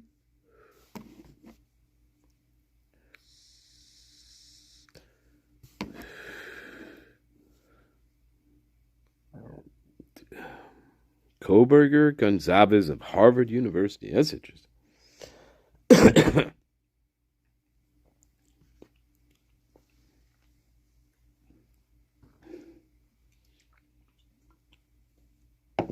Anyway.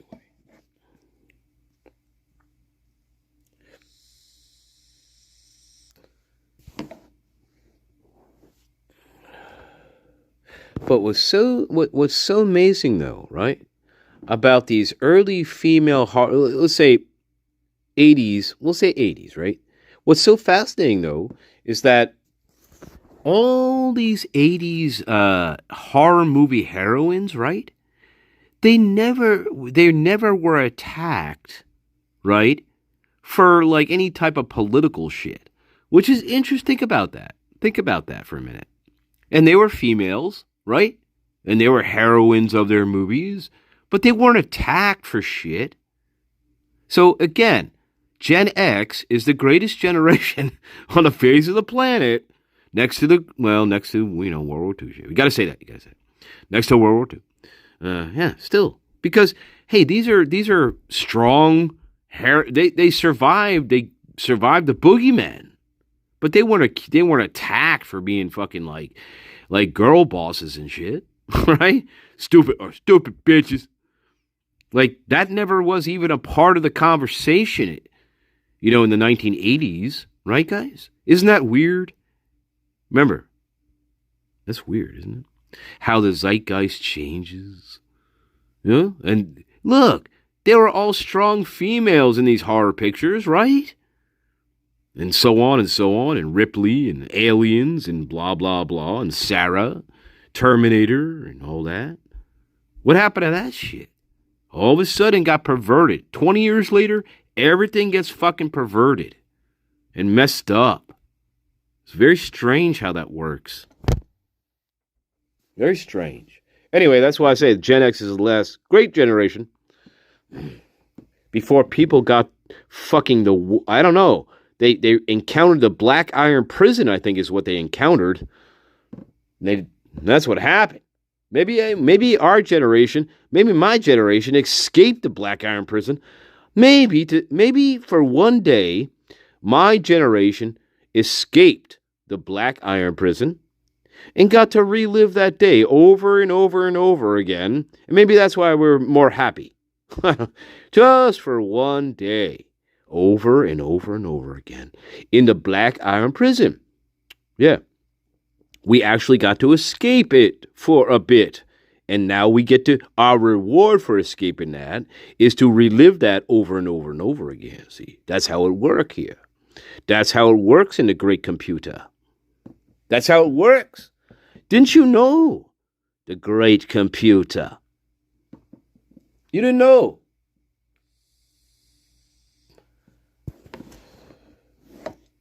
You didn't know about the great computer, did you? Well, let me show you. Ha! What's great computer, Master Nature? What are you talking about? Well, I'll show you. Give me a minute. Oh, for fuck's sake. I was going to show you the meaning of life, but God damn it, MD. That's why the God hates you, MD. The God fucking hates you. You know that? Yeah, but the war has to go on, you fucking...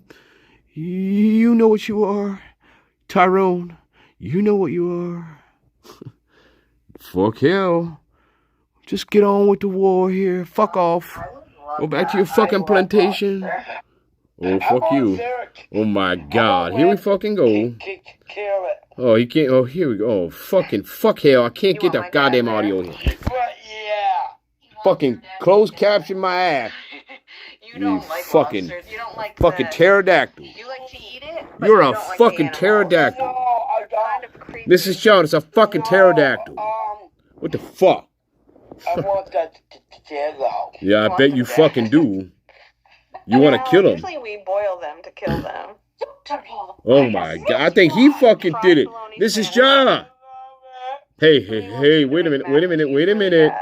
Was this character in, listen to me. No, I don't want to do that.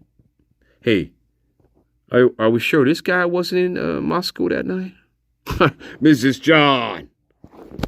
Mrs. John. Yeah, how about that? Yeah. Hi from New Jersey. How about New Jersey? Someone's here from Florida. From Finland. Finland. All right, that pickle beer video had me laughing. I think it had a lot of people laughing. Oh my god, Mrs. John. And make Indian butter chicken. Here we go. Oh my fucking lord. It's fucking Quasimodo. Get the fuck out of here with this shit. I don't. Hey, listen to me. Listen to me. Listen to me. Listen. I don't need to be seeing no quasi fucking Modo shit here going on.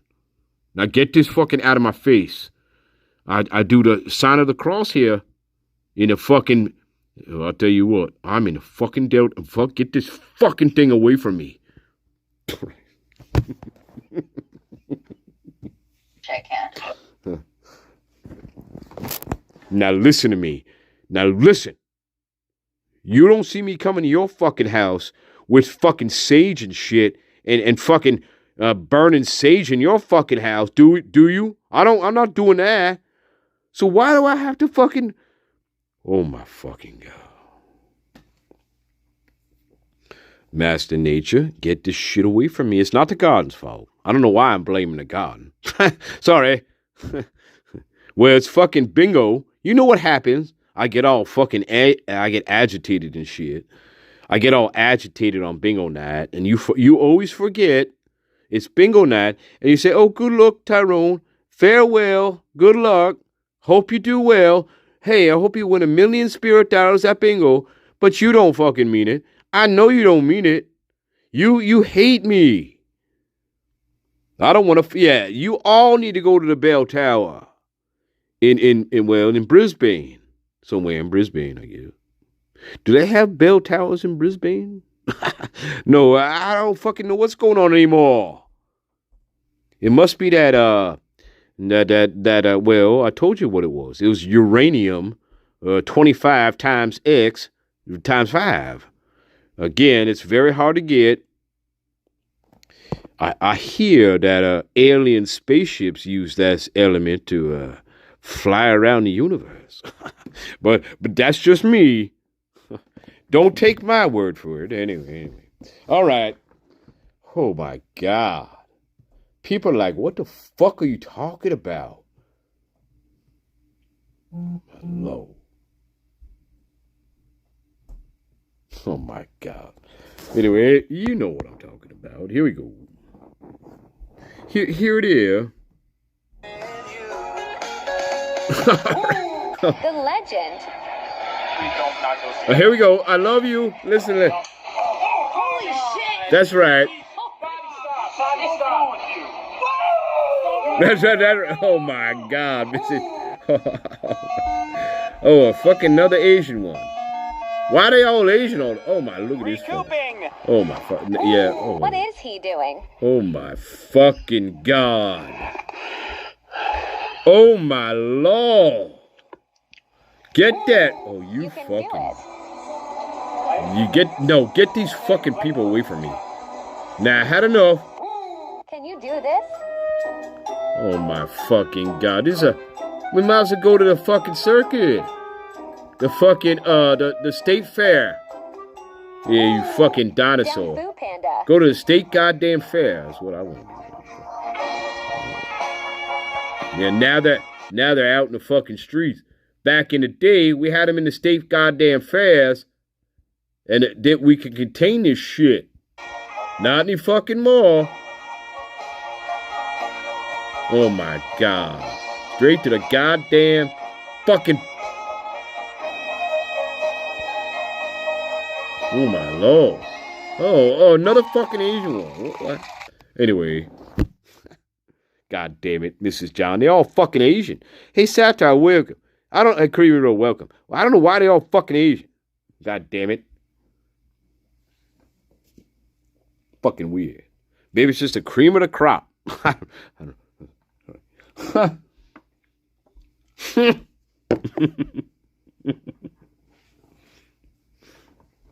Anyway, geometry. Sorry. This is geometry. That's all we're talking about is geometry. That's all we're talking about.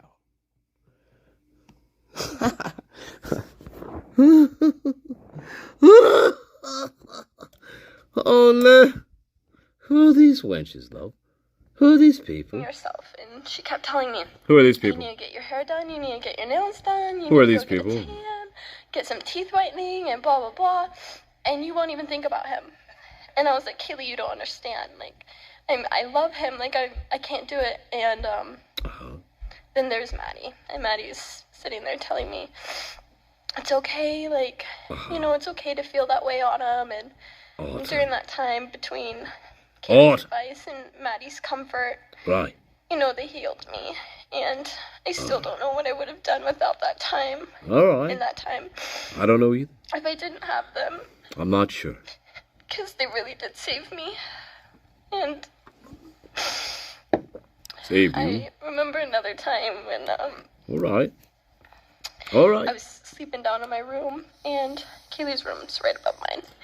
And I was hearing all this ruckus, and it's like 3 in the morning. And I'm like scared. I'm like, oh my god, something's going on upstairs. I like open my door, and I start to go up Kaylee's room, and I hear something, and I like run back to my room. I'm like, I'm not going up there. And then I text Kaylee, and I'm like, what is going on upstairs? Right. And she's like, Autumn, you need to get up here. It's something really bad. It's something really bad. And I'm like freaking out. I'm thinking about the dogs. I thought something happened to the dogs. And I run upstairs to Kaylee's room. She's like, I think there's a rat in here. Turn off the lights and get on my bed. I'm like, oh my god, Kaylee, are you kidding me? And I turn off the lights and I get on her bed and we can hear a little bit of scratching. And I'm like, I don't know, maybe it's the cat, Kaylee. I'm going back to bed. And she's like, no, will you please sleep up here with me? She made me sleep up there with her. And we watched Cutthroat Kitchen all night long because she was scared there was a rat in her room. That's an odd story. I'm just saying, hey guys, I love you. But that's an odd story. I'm just saying, this is my opinion. I love yous. To me, that's an odd story. Just an odd story to tell. Considering what happened to Kaylee, I find it odd. Okay? I'm just saying. We shall listen to that again, my loves. I'm nitpicking. However, it's an odd story to tell, considering what happened to Kaylee. If you believe the main narrative, that's pretty much what happened to her. Somebody came up the stairs and murdered her. So anyway, it's an odd story to me. Just saying. She may not intend it to be odd. I don't know. I'm just saying. I would not tell this story. I'm just saying if this was me, I would not probably tell this story. Because this kind of what happened to Kaylee. Which is odd. It's odd. You know? Somebody did come up the stairs because it's very strange. Anyway, quick break and I'll show you what I'm talking about. All right? I love you. Just saying here. You know, I'm serious. For real. We are the greatest. And so are our analyses. In the Great White North. In the Great White North.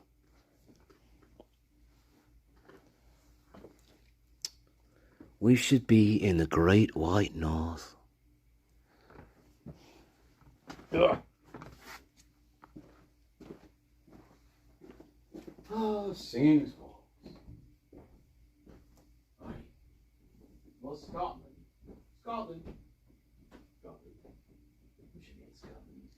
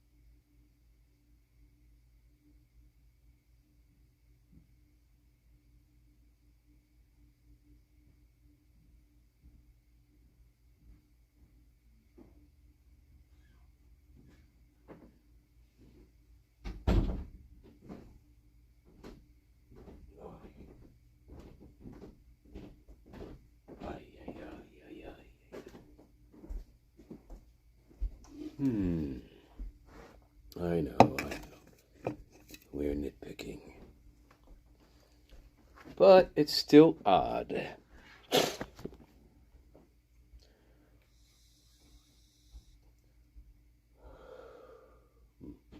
Turns out to be a rat. Turned out to be a rat. Weird. And she was so afraid to sleep by herself in the room because of the rat, she asked me to stay and sleep in her room with her. Because she's afraid of this rat that was in the room the entire night. See? So that's, yeah. All right. I'm just thinking about this, guys. That's all. I'm thinking it through. It could have been a mouse. No, it had to be a rat. It couldn't have been a mouse. It had to be a big, gigantic rat. I'm just thinking it through. That's all I'm doing. Weird. I'd be a rat.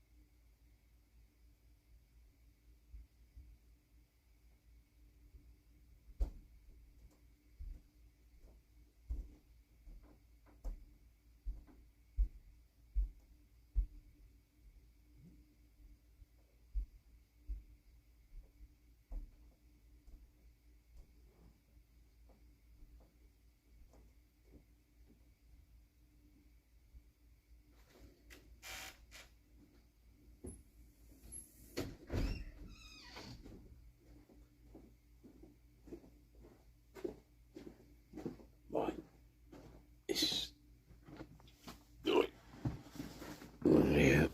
All right. Here we go. Where are we at? Act 3. We'll just call it Act 3.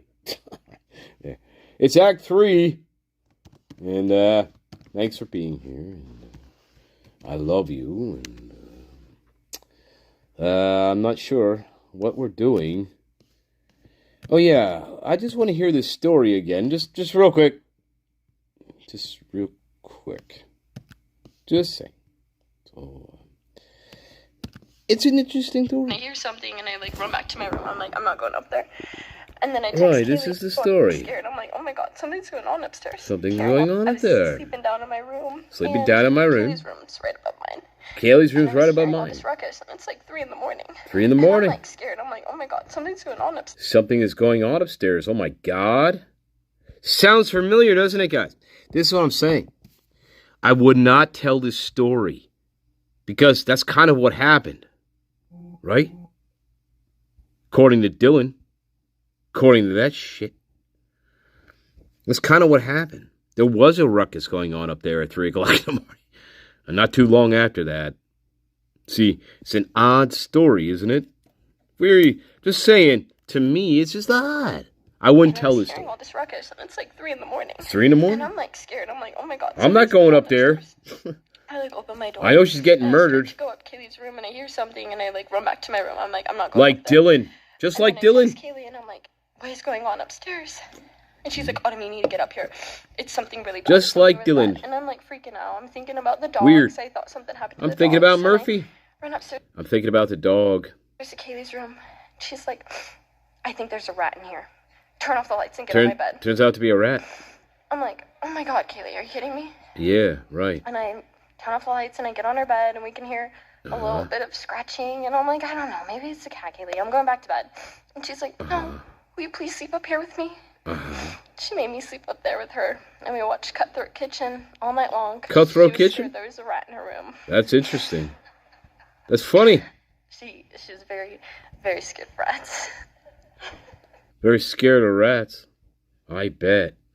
Especially in Cutthroat Kitchen. Hey, guys. That's fucking funny, isn't it?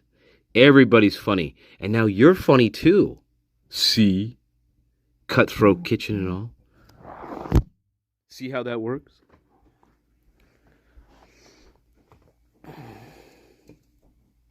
Kind of funny what happened to Kaylee.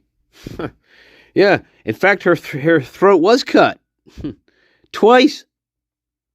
Funny how that works. On Cutthroat Kitchen. Yeah. So anyway, my point is, I wouldn't tell this story at a memorial for her. I think that'd be really dumb. Because her entire story sounds exactly like what happened to her. She was murdered. And yes, Cutthroat Kitchen, baby. Yes, it was. In fact, it's a very strange story. It sounds a little bit like Dylan's story as well. Strange little story, isn't it? It is. To me, it is. Shall we listen to it again? All the metaphors that you missed? Because there are a lot of metaphors here. And this is not a pleasant story. This story has a lot of metaphors to it. It's interesting. It's a very interesting story. Believe it or not. Yeah. Lots of little metaphors in this one. With this one on stage. And I don't know who she is. What's her name? She said who she was. I fucking forget, but Bambi. Bambi, that's right, Bambi.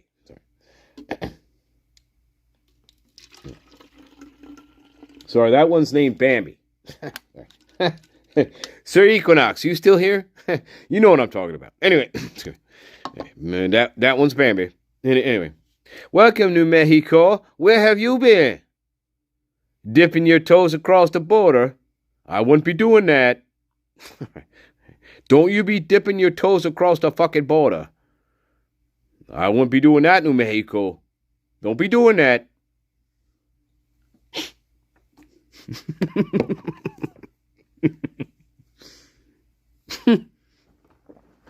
You fucking prick. I don't live anywhere near the border. That's what should be your response. What a fucking asshole. Yeah. Hey guys, would you like to relive the murder of Kaylee with me? Sure. Let's go. All right.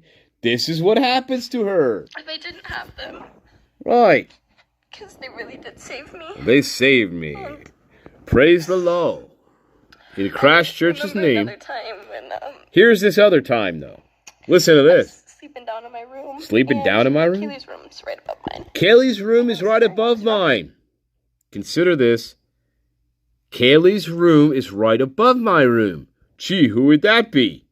And it's like 3 in the morning. It's like 3 in the morning. And I'm like scared. I'm like, oh my I'm scared. I'm like, I'm not going upstairs and checking on her. God, something's going on upstairs. Something's going on up there. I like open my door. I open my door, just like Dylan Mortensen. And I start to go up Kaylee's room. And I actually peek out of my room just like Dylan Mortensen. I leave my room just like Dylan Mortensen. I peek up the stairs to see what's going on, just like Dylan Mortensen. Yep. And I hear something and I like run I hear something going on up there and I run back to my room and I lock my door and I shut it. to my room. I'm like, I'm not going up there. I'm not going up there. Sound familiar, doesn't it? And then I text Kaylee and I'm like, I text her and I say, what's going on? Are you okay? what is going on upstairs? Just like Dylan. And she's like, Autumn, you need to get up here. It's something really bad. But this switches now. That's that part. Now we go into Autumn's little story here. Autumn. Listen to this. Okay? Just saying. A lot of metaphors going on here. It's something really bad. And something I'm like, really bad. The dogs. I thought something happened. Something really bad is going on. And I thought about Murphy the dog. The dogs. The dog, which you would, in this scenario, you would think about the doggy. To the dogs, and I run upstairs to Kaylee's room. She's like, I think there's but a rat. There's a rat here. Rat in here. Right. Turn off the lights and get on my bed. Turn off the lights and get into my bed. There's a rat. I'm like, oh my God, Kaylee, are you kidding me? And I turn off the lights and I get on her bed and we can hear a little bit of scratching. And I'm like, I don't know, maybe it's the cat, Kaylee. I'm going back to bed. And she's like, no, will you please sleep up here with me? She made me sleep up there with her. And we watched Cutthroat Kitchen. Cutthroat Kitchen all night all night long. Because she was scared there was a rat. Because she was scared there was a rat in her room. In her room. And listen to this. She was very, very scared of rats. Yeah. Hey, that's funny, baby. Everybody's funny, and now you funny too. Yeah, everybody's scared of rats. Rats in my bedroom. Anyway, what do you make of that story? Interesting. I find it an interesting little tale. I do. She was taken from me, and same with Maddie. Like, yes, I know she was. I needed them. I still do. All right. And Boo-hoo, boo-hoo. If you guys have ever seen my Instagram, Maddie did it. My Instagram is Maddie. I didn't post without Maddie's approval. Like, I really didn't. Oh, like, I would, like, okay. My friends would take these pictures of me, and I'd be like, I look so pretty in these. I'm totally posting them. I send them to Maddie, and Maddie'd be like, they're not my favorite. And I'd be like, they're not your favorite. She's like, no. I'm like, I deleted them all. I'm like, nope, not going on my Instagram then. Okay. Or I'd send her some that, like, we're kind of so-so. I'm like, I don't really know if I like them. She'd be like, those are so pretty. And I'm like, okay, I'm posting them right now. And my whole entire Instagram, and there's pictures with Maddie, pictures with Kaylee, and all these times where pictures Maddie would take me out, and Maddie made me feel so pretty. That was a big thing of Maddie's. Maddie would know when I wasn't feeling. She would do my lashes for me all the time. Probably Olivia taught her how, because she would use that glue on me. And I'm not allergic to all the glues, so I was like, why are we using this glue? But Maddie would always do my lashes for me and always take me. All right, guys. Well, there you are. They were truly the best. There you are, love. Oh, God, help me. Anyway, I'm still kind of thinking about that story. I'm not coming up there. Are you crazy? I know. Just a coincidence. Just a coincidence.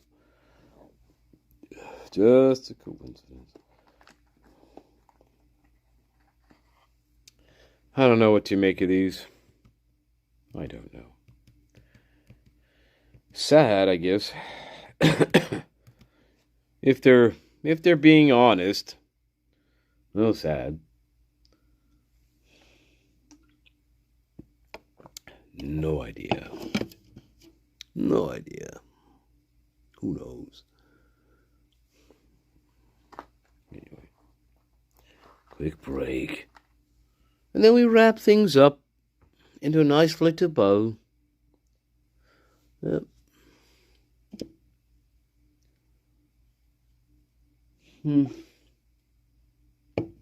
Yeah. Interesting. I don't know. I think we get to Olivia at some point. Yeah, she comes on at some point, I think. Anyway. Whatever. I don't. Cast the characters.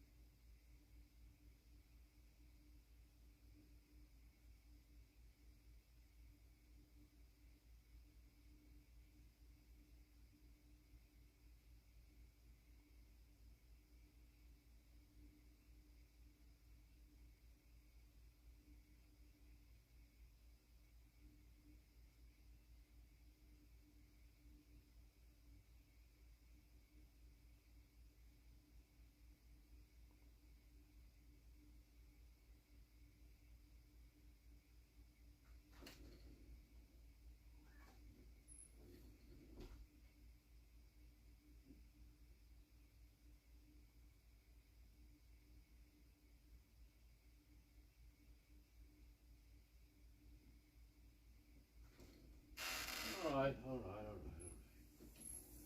We shall go. I don't know. Maybe there was a rat. I don't know, guys. Very strange. I don't know. Weird story. What if there was a rat? I don't know. Weird.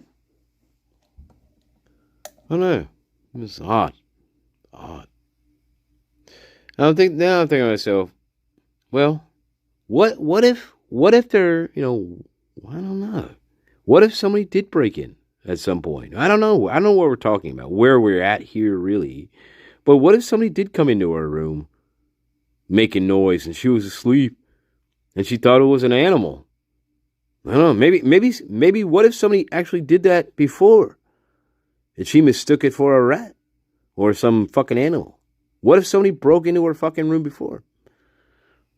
And wanted somebody to stay with her because she was freaked out. I don't know. Weird. We're not talking about a rat, though. We're talking about a person. We'd have to be talking about a person. Who knows? Maybe she did have a fucking stalker. I don't know.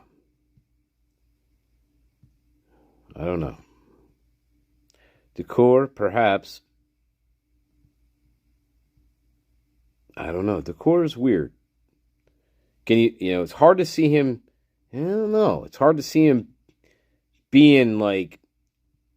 I don't know. It's hard to see that character losing control and doing that. That's hard to see that. I don't know about that. But I'll tell you what. I don't know.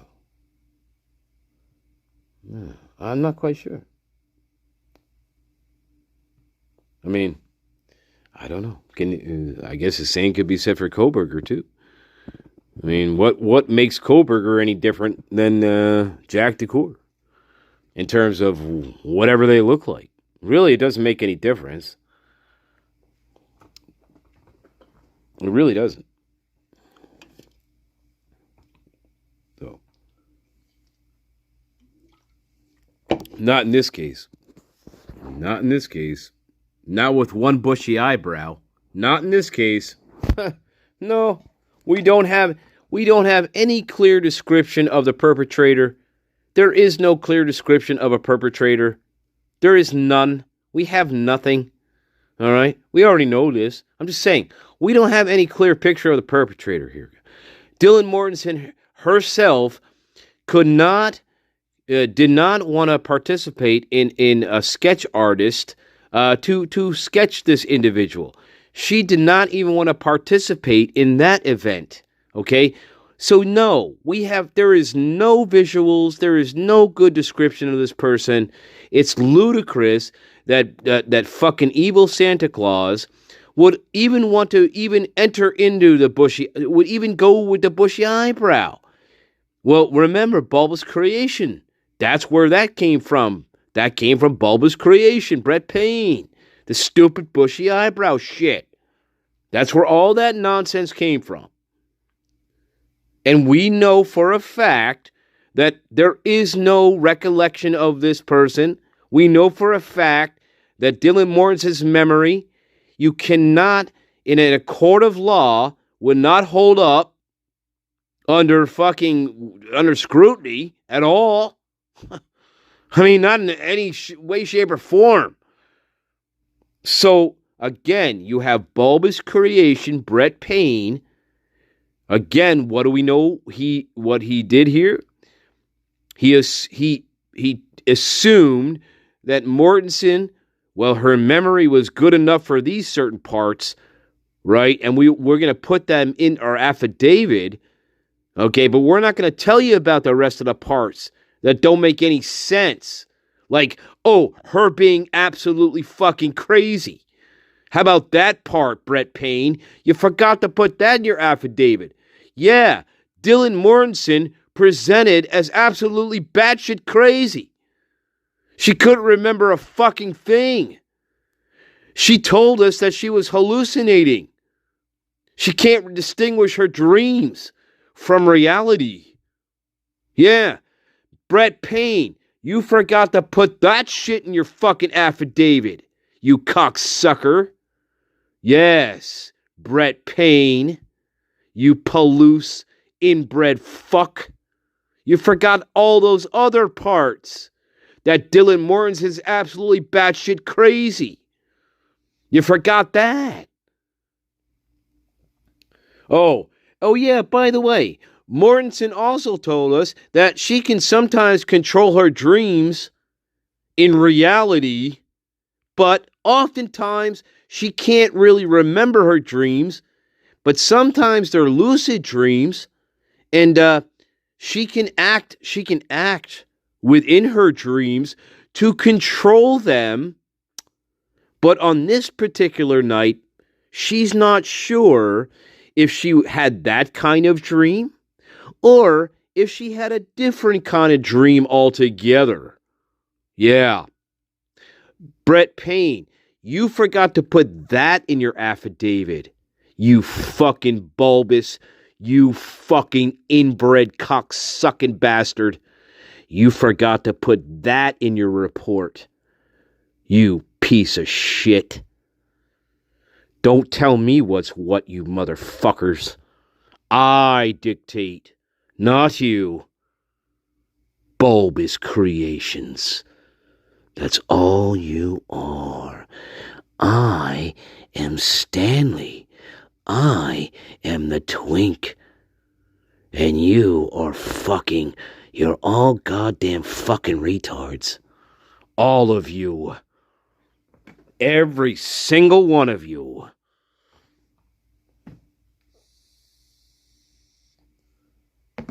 Brett Payne, you forgot to tell everybody else that Dylan Mortensen presented as fucking insane. Which she was. By definition, she was presenting as being insane. Yes, I could make that case very easily. Yes, and she even tells you she may be insane. And you really can't trust anything that she's telling you because she's not sure if it's reality or not. Brett Payne, you fucking bulbous creation.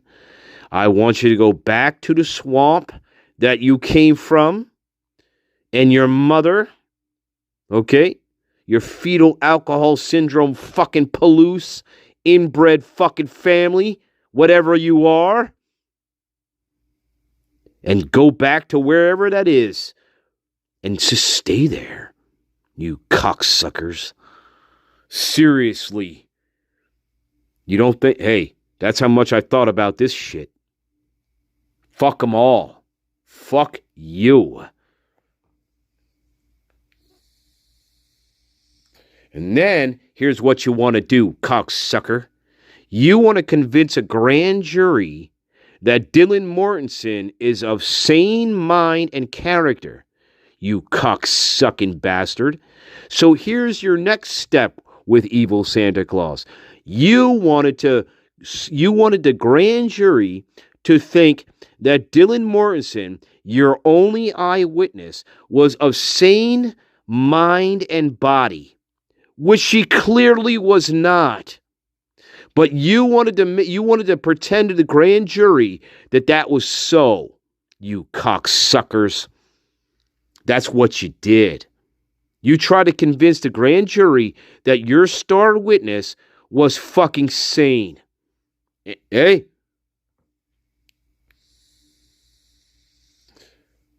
And that actually, when you're looking at it, she presents as the better suspect. But that's, yeah, I'm just saying. Brett Payne. Let's not go there.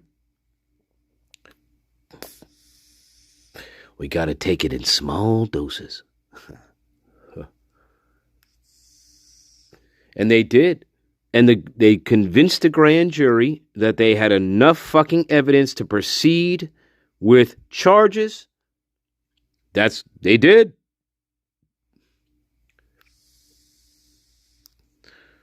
Yeah.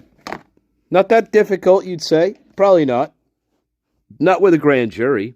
Not that difficult. Especially not in Idaho. So, that's what I'm just saying. Grand jury, not that difficult. Especially in Idaho. Oh, so there you go.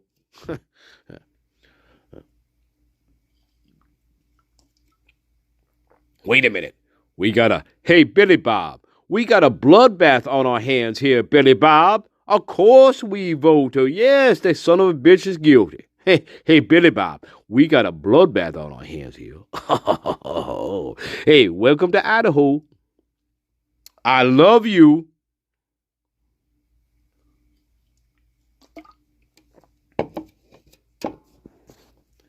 The only problem is, well, damn. I wish he was fucking black, actually. that would be even better. But, well, no, he's a whitey. He's a whitey.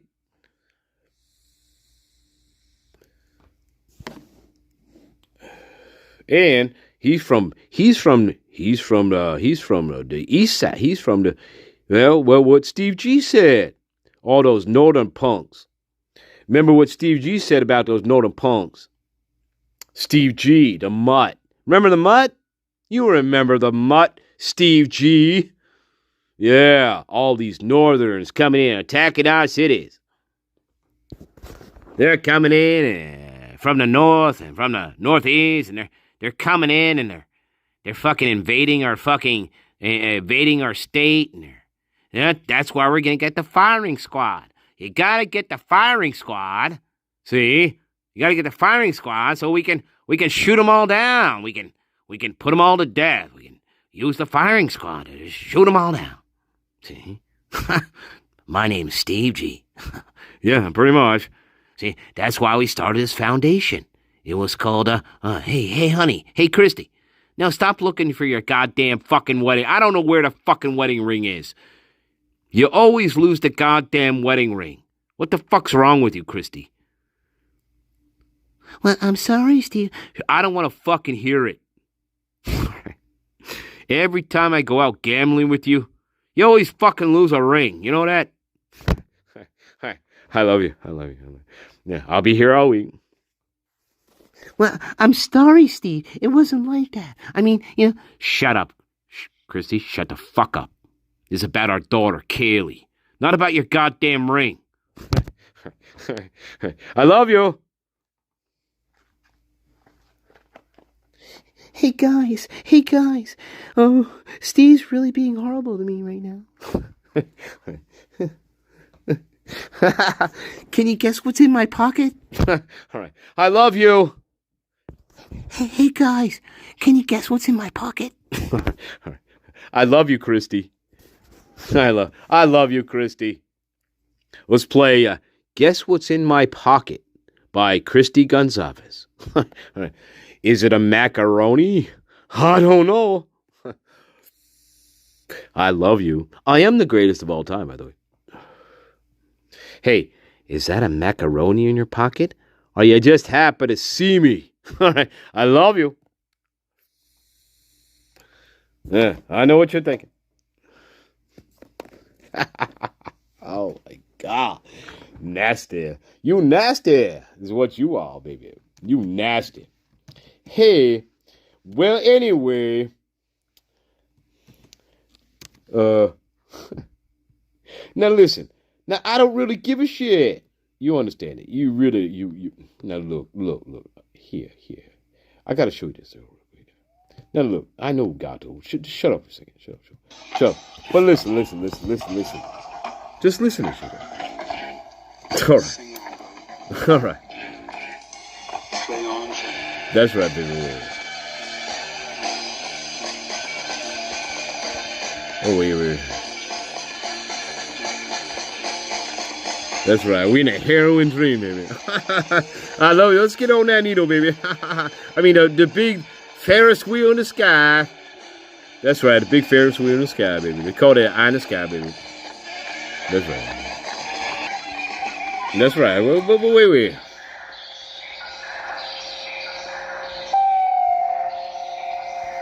Yeah. Something like that. Anyway.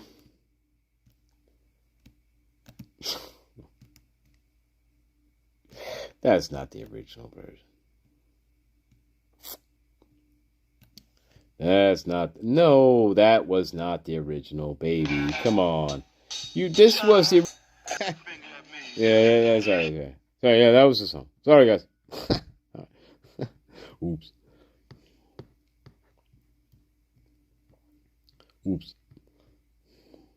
Ugh.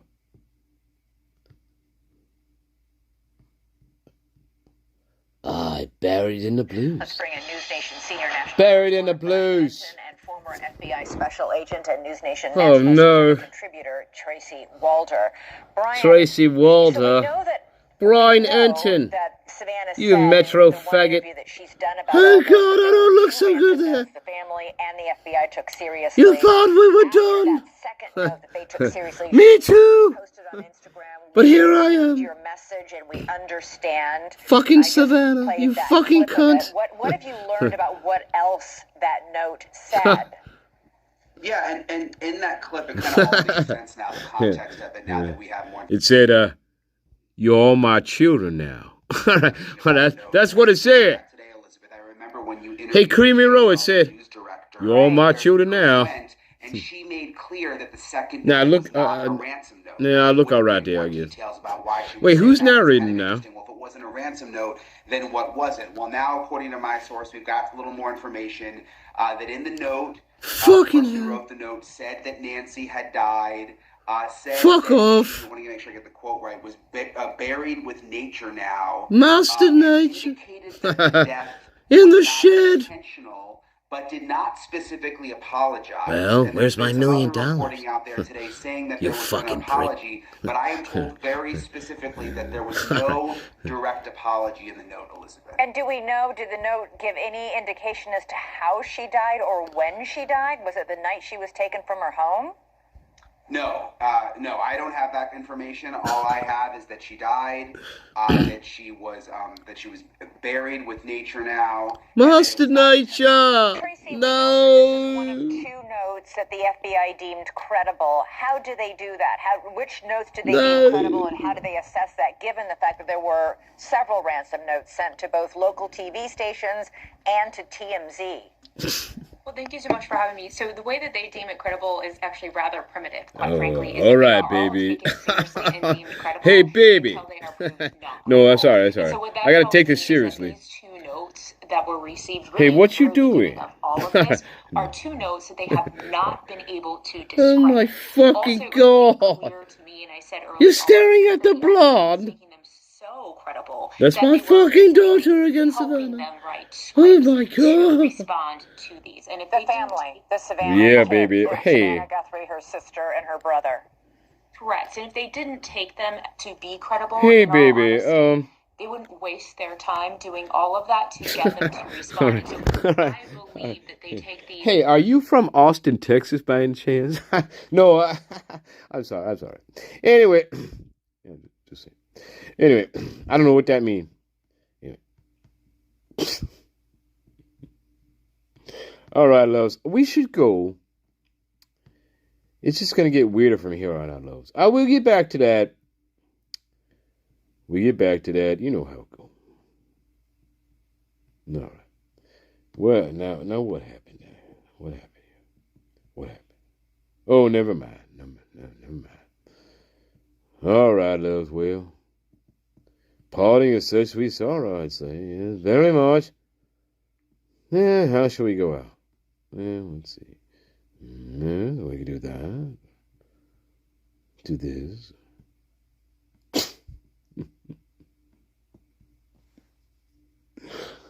Oh my God.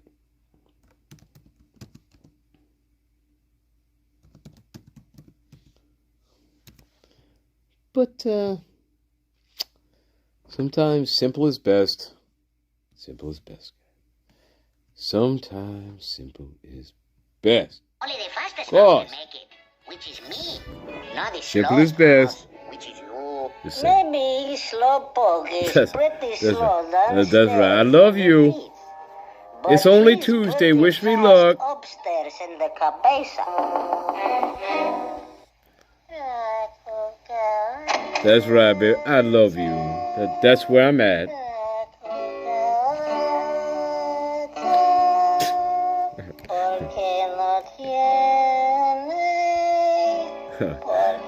That's right, baby. Everything's gonna be all right. Don't worry about a thing, all right? Everything gonna be all right. Oh my God. Yeah. Yeah, and we're gonna put everybody in front of a firing squad, and they're gonna do their thing, and we're gonna get all these Yankees out of Idaho, right? My name's Steve Gonzalez. I started a new foundation. It's called Kill All the Yankees, and I hate Yankees, and Kaylee would want it so because we really hate fucking people from the Northeast. Right? Yeah, that's Steve G. I just told you. You didn't believe me. That's not how things work, but whatever. And we're going to mow them all down. With the foundation that I'm starting, me and Christy, we're going to mow them all down. And we're gonna make sure we mow them all down with our firing squad. That kind of shit. Yeah, weird, huh? Yeah. La cucaracha. La cucaracha.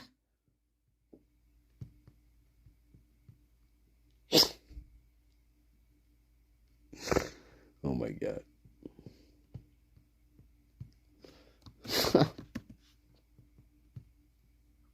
We really should go. Hey, but people keep they just keep beckoning me and beckoning me and shit. What is it? I don't know what that is. I don't care about that shit. I don't care. I don't know. Wait, what is this? Hang on. All right, we should go. I love you, babies. We'll pick it up. We'll pick it up later. Unbelievable. Unbelievable. All right. Well, we should do a late one. What do you think, loves? Late one. I swear to God, touche hat. The clock ticking. I know.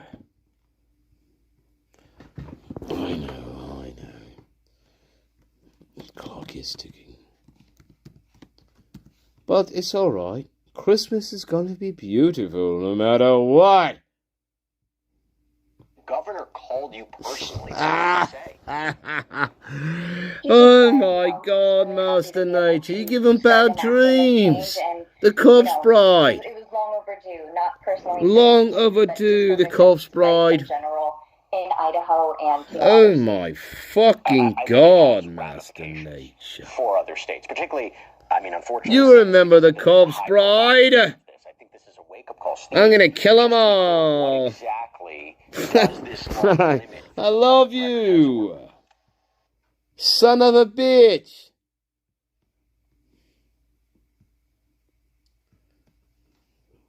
Son of a bitch. Yeah. Fuck.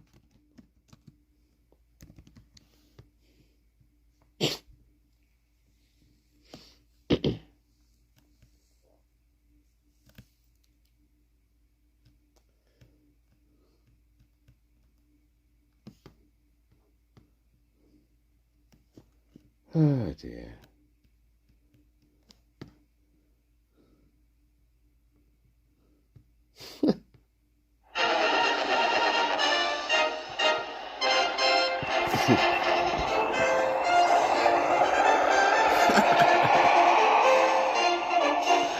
All right.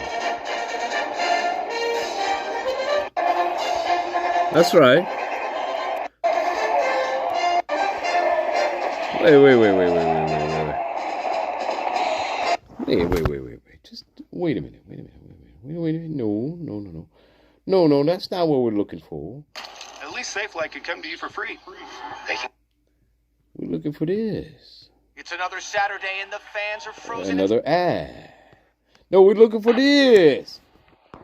Basic English. That's right. Some bitch. Shit. Somebody told me that her name was Jill. All right. I love you. Oh my God. Oh my God. I don't know what you do. I tell you, you push me to the limit. I have to go to bingo tonight. Wish me well. And well, actually, never mind. I don't want your luck. Every time you give me fucking luck, it turns to bad fucking luck. I don't need your fucking luck.